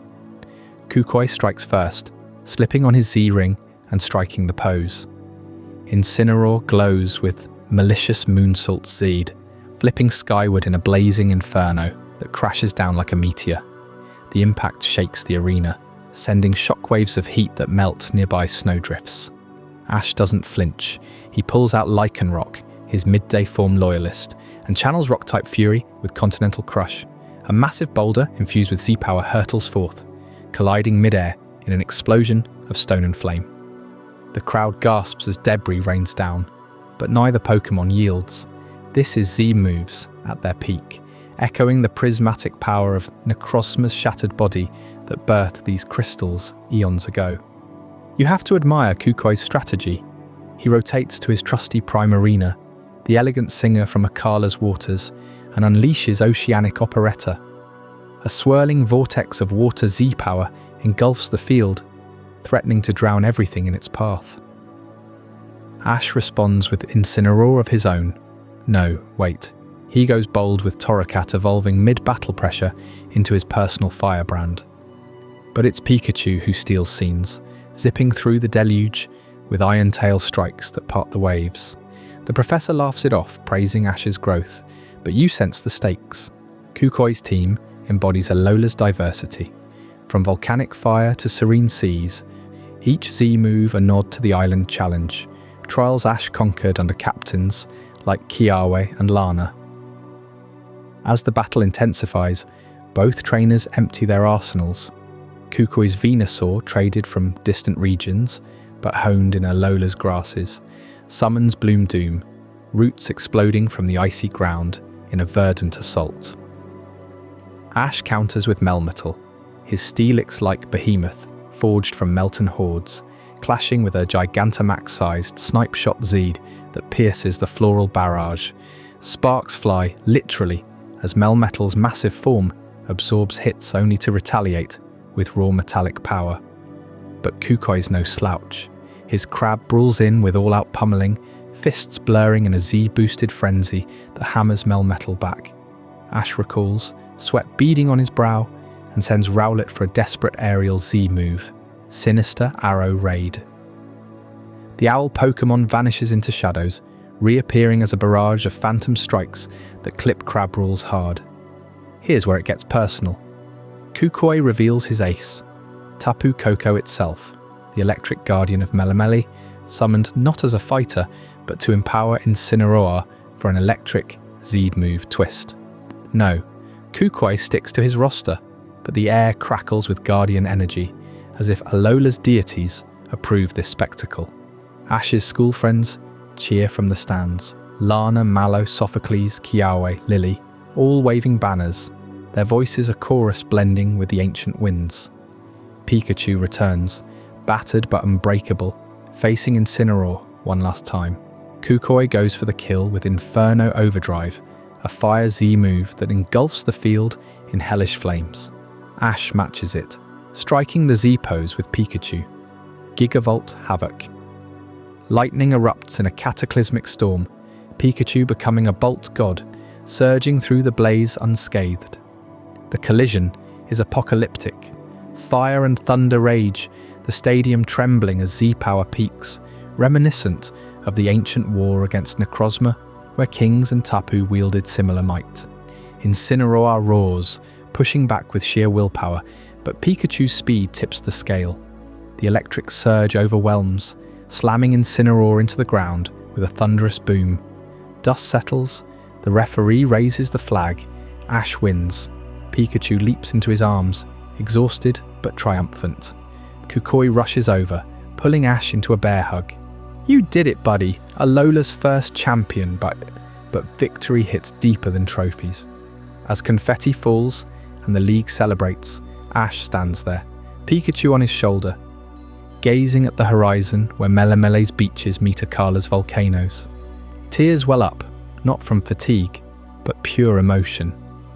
"Alola, it's my second home," he says, voice cracking. His classmates swarm him, Kiawe slapping his back with fiery pride, Lana hugging tight with Poplio splashing joy, Sophocles geeking out over Zebmove data, Mallow promising a victory feast, Lily beaming with Snowy at her side. Even Gladion nods respect, Guzma grumbling but impressed. This moment blends everything.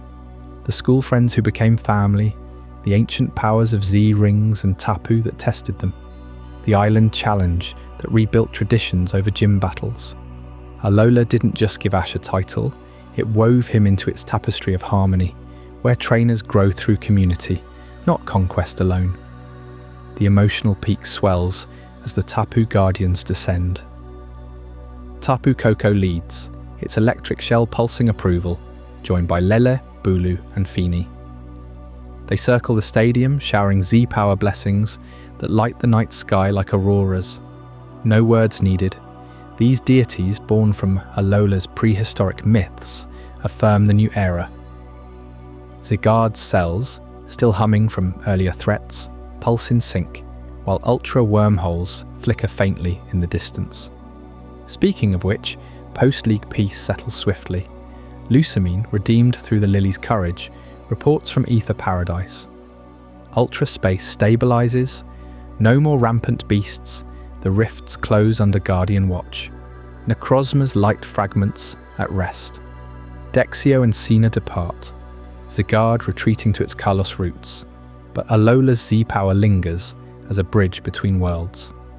Think about what this means for Ash, from a Kanto kid arriving on a beach, sparking with Tapu Koko's gift, to champion atop Mauna Loa-inspired Lanakila. He mastered Alolan forms like his own Ninetales, tackled trials echoing Hawaiian rituals, faced Ultra Beasts tying to Necrozma's pillage.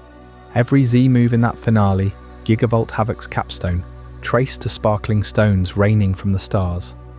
Kukui hands him the trophy, a gleaming Z-crystal emblem, whispering, "You've reconnected us all to our roots." The crowd chants "Ash, Ash" as fireworks burst, mimicking Z-Power blooms. Yet this crowning glory underscores Alola's genius. No cold, elite foregrind, but a league birthed from communal trials. Kukui's final stand showcased every type's Z potential. Fires blaze, waters torrent, rocks crush, mirroring island diversity, from Paniola's ranches to Konikoni's streets. Ash's win validates it. Traditions reborn. Blending schoolyard laughs with godly clashes. You feel that swell, right? The kid who never backed down now stands as symbol, Pikachu's cheeks sparking eternal. As the Guardians fade into mist-shrouded ruins, a new dawn breaks over Alola's four islands. Ash promises his friends endless adventures ahead, but whispers of lasting change echo. How does this championship ripple outward, cementing Alola's reconnection to Pokemon's oldest ways? That's what we'll uncover in Alola's lasting reconnection. Stick around, because the traditions ignited here transform everything you thought you knew. Let's dive deeper into that finale's brilliance, because one viewing doesn't capture it. Rewind to the semi-finals shadow. Ash barely edged Gladion, whose Silvally, multi-type beast suppressing Ultra Beast Chaos, nearly turned Z moves against him with multi-attack. Guzma's Golisopod, armoured terror from Ula Ula's shadows, tanked hits that would have felled lesser foes. But finals? Kukui elevates it. His Incineroar isn't just strong, it's theatrical, each pose a wrestling homage tying to Alola's vibrant culture. When Pikachu unleashes Gigavolt Havoc, it's poetry. Electricity forking like Tapu Koko's sparks, Havoc weaving through Incineroar's guard, sealing with a point-blank thunderclap. Stats overload. Pikachu's base 340 speed outpaces Incineroar's bulk, Z-boost amplifying to God tier.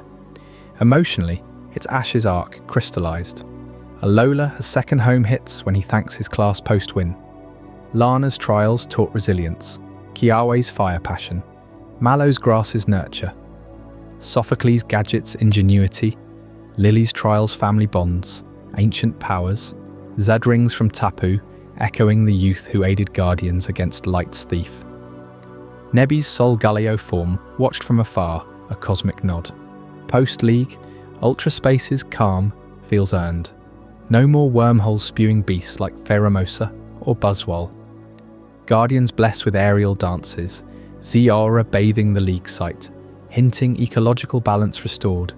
Yungoos patrolling, Alolan Rattata thriving. Expand on Zamove's arsenal. Kukui's malicious moonsault. Z flips gravity. Primarina's operetta floods, like Akala monsoons. Venusaur's bloom. Doom roots deep as pony canyons. Ash's counters, Lycanroc's crush pulverizes, Rowlet's arrow raids slyly, each trial honed. Pikachu's havoc, pure spectacle, rivaling games animations where screens shake. Victory speech? Ash vows to protect Alola's vibes, blending Kanto grit with island aloha. This league cements Mount Lanakila as holy ground, atop world's tallest peak, snow eternal like traditions. Kukui concedes gracefully. Champion Ash, you've earned it. Friends reunion, heart melter, Sophocles hugs Togedemaru. Kiawe's Turtonator belches flame celebration. Lusamine arrives, healed, offering ether tech for future guardianships. What seals the peak? Ash's reflection. From day one, Alola felt right. Friends, battles, Tapu watching, it's home. Blends modern school life with lore. Z-power from Necrozma fragments. Tapu as island spirits, akin to Hawaiian aqua. Zygarde's tieback. Cells absorbed Z-essence now dormant, worlds linked. As cheers fade, Ultra Space seals fully. Wormholes wink out, Guardians retreat to ruins, like Abundance's Heiau echoes. New era dawns, first champion ushers communal growth, island challenge eternal. You sense the legacy building, don't you? How it endures, reshaping Pokémon bonds forever? That's the heart of Alola's lasting reconnection, coming right up. Ash's triumph on Mount Lanakila wasn't just a personal victory. It marked the moment Alola etched itself into Pokémon history as the region that dared to redefine what it means to grow as a trainer. You see, while previous regions locked you into endless solo battles against gym leaders, grinding badges in isolation, Alola flipped the script entirely with its island challenge. This wasn't some gimmick, it was a revival of ancient communal rituals, deeply rooted in Hawaiian heritage, where growth happens together, not alone. Think about it. In Kanto or Johto, you're out there on your own, challenging one gym after another, proving yourself through sheer individual grit. But Alola says, hold on. True strength comes from community, from shared trials that echo the communal ceremonies of old Polynesian cultures. The island challenge starts with Kahuna selecting captains for each trial, Lana commanding water ordeals on Akala, Kiawe igniting fire tests on his volcanic home. You don't just fight, you complete tasks that demand cleverness, respect for nature, and bonds with locales. Succeed and you earn a Z crystal, then face the grand trial against the Kahuna himself. It's ritualistic, almost sacred, with totem Pokémon guarding the trials, summoning allies to test your harmony with the island's spirit. In the anime, Ash dives headfirst into this. Remember his very first trial with Elima on Melemele? Pikachu zaps through electric puzzles, but it's the guidance from Captain Elima and the cheers from Pokémon school classmates that push him forward. No lone wolf here. Lana's trial has Ash fishing up a massive Wailord while dodging Buzzwole, blending physical challenge with island folklore vibes. Kiawe's fire trial on Akala pits him against a blazing Turtonator. But Kiawe's own Marowak joins the fray, turning it into a dance of flames and friendship. These aren't isolated wins. Hala, the Melemele Kahuna, watches over it all, his crab ruler evolving into Crabominable through communal support. And you feel it, the Hawaiian influence everywhere. The trials mirror lua, the ancient Hawaiian martial art, or even the communal Makahiki festivals, celebrating the harvest and peace. Game Freak didn't just visit Hawaii, they soaked it in. From the lush trails of the Napali coast inspiring Ula Ula paths to the Heiau temples reflected in the Guardian ruins. But what makes this reconnection so lasting? It's how Alola weaves its island challenge into the fabric of prehistoric lore, fusing Necrozma's shattered legacy with the Tapu Guardians and the raw pulse of Z power. Long before badges or leagues, fragments of Necrozma's prismatic body rained from the heavens, dislodged by those from Ultramegalopolis who craved its light. Those shards became sparkling stones, crystallized into Z crystals. Ancient kings forged Z rings from them, channeling Z power in a cataclysmic war against the blinding one. Necrozma itself, fused with Solgaleo or Lunala, depending on your version. The four Tapus, Coco's electric fury from Melemele, Lele's psychic mists on Akala, Bulu's grassy might on Ula Ula, Finn's watery grace on Pony, rallied under royal command. A brave youth, tapping Z power, helped seal Necrozma away, restoring Alola's eternal light.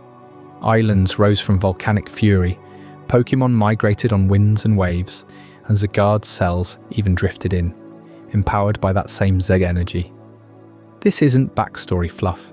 It's the heartbeat of Alola. Zud moves aren't just big attacks.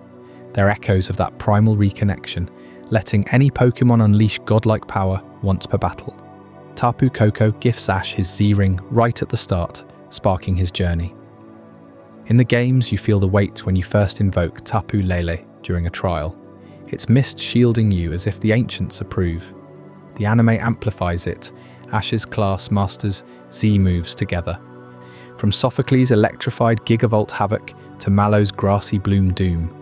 Lily, haunted by her family's Ether Paradise secrets, confronts Ultra Beasts born from those same rifts Necrozma tore open.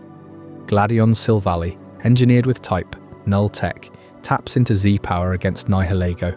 Even Guzma's team Skull Grunts, those punky outsiders, get pulled into the fold during the league, their Gully Sopod clashing in a spectacle of reformed chaos. You have to appreciate how this humanizes the entire series. Alola takes Pokémon battling, once a relentless grind, and infuses it with heart. School life on Melemele isn't filler, it's core. Ash learns alongside friends, cooking with Mallow at her restaurant, stargazing Zygarde cores with Sophocles, fishing tales with Lana. Delia packs bentos. Professor Kukui wrestles with Incineroar in his living room. It's domestic, relatable, a far cry from the high-stakes nomad life of old. Yet it ties back to roots, Hawaiian Ohana, family extended to Pokémon, and community.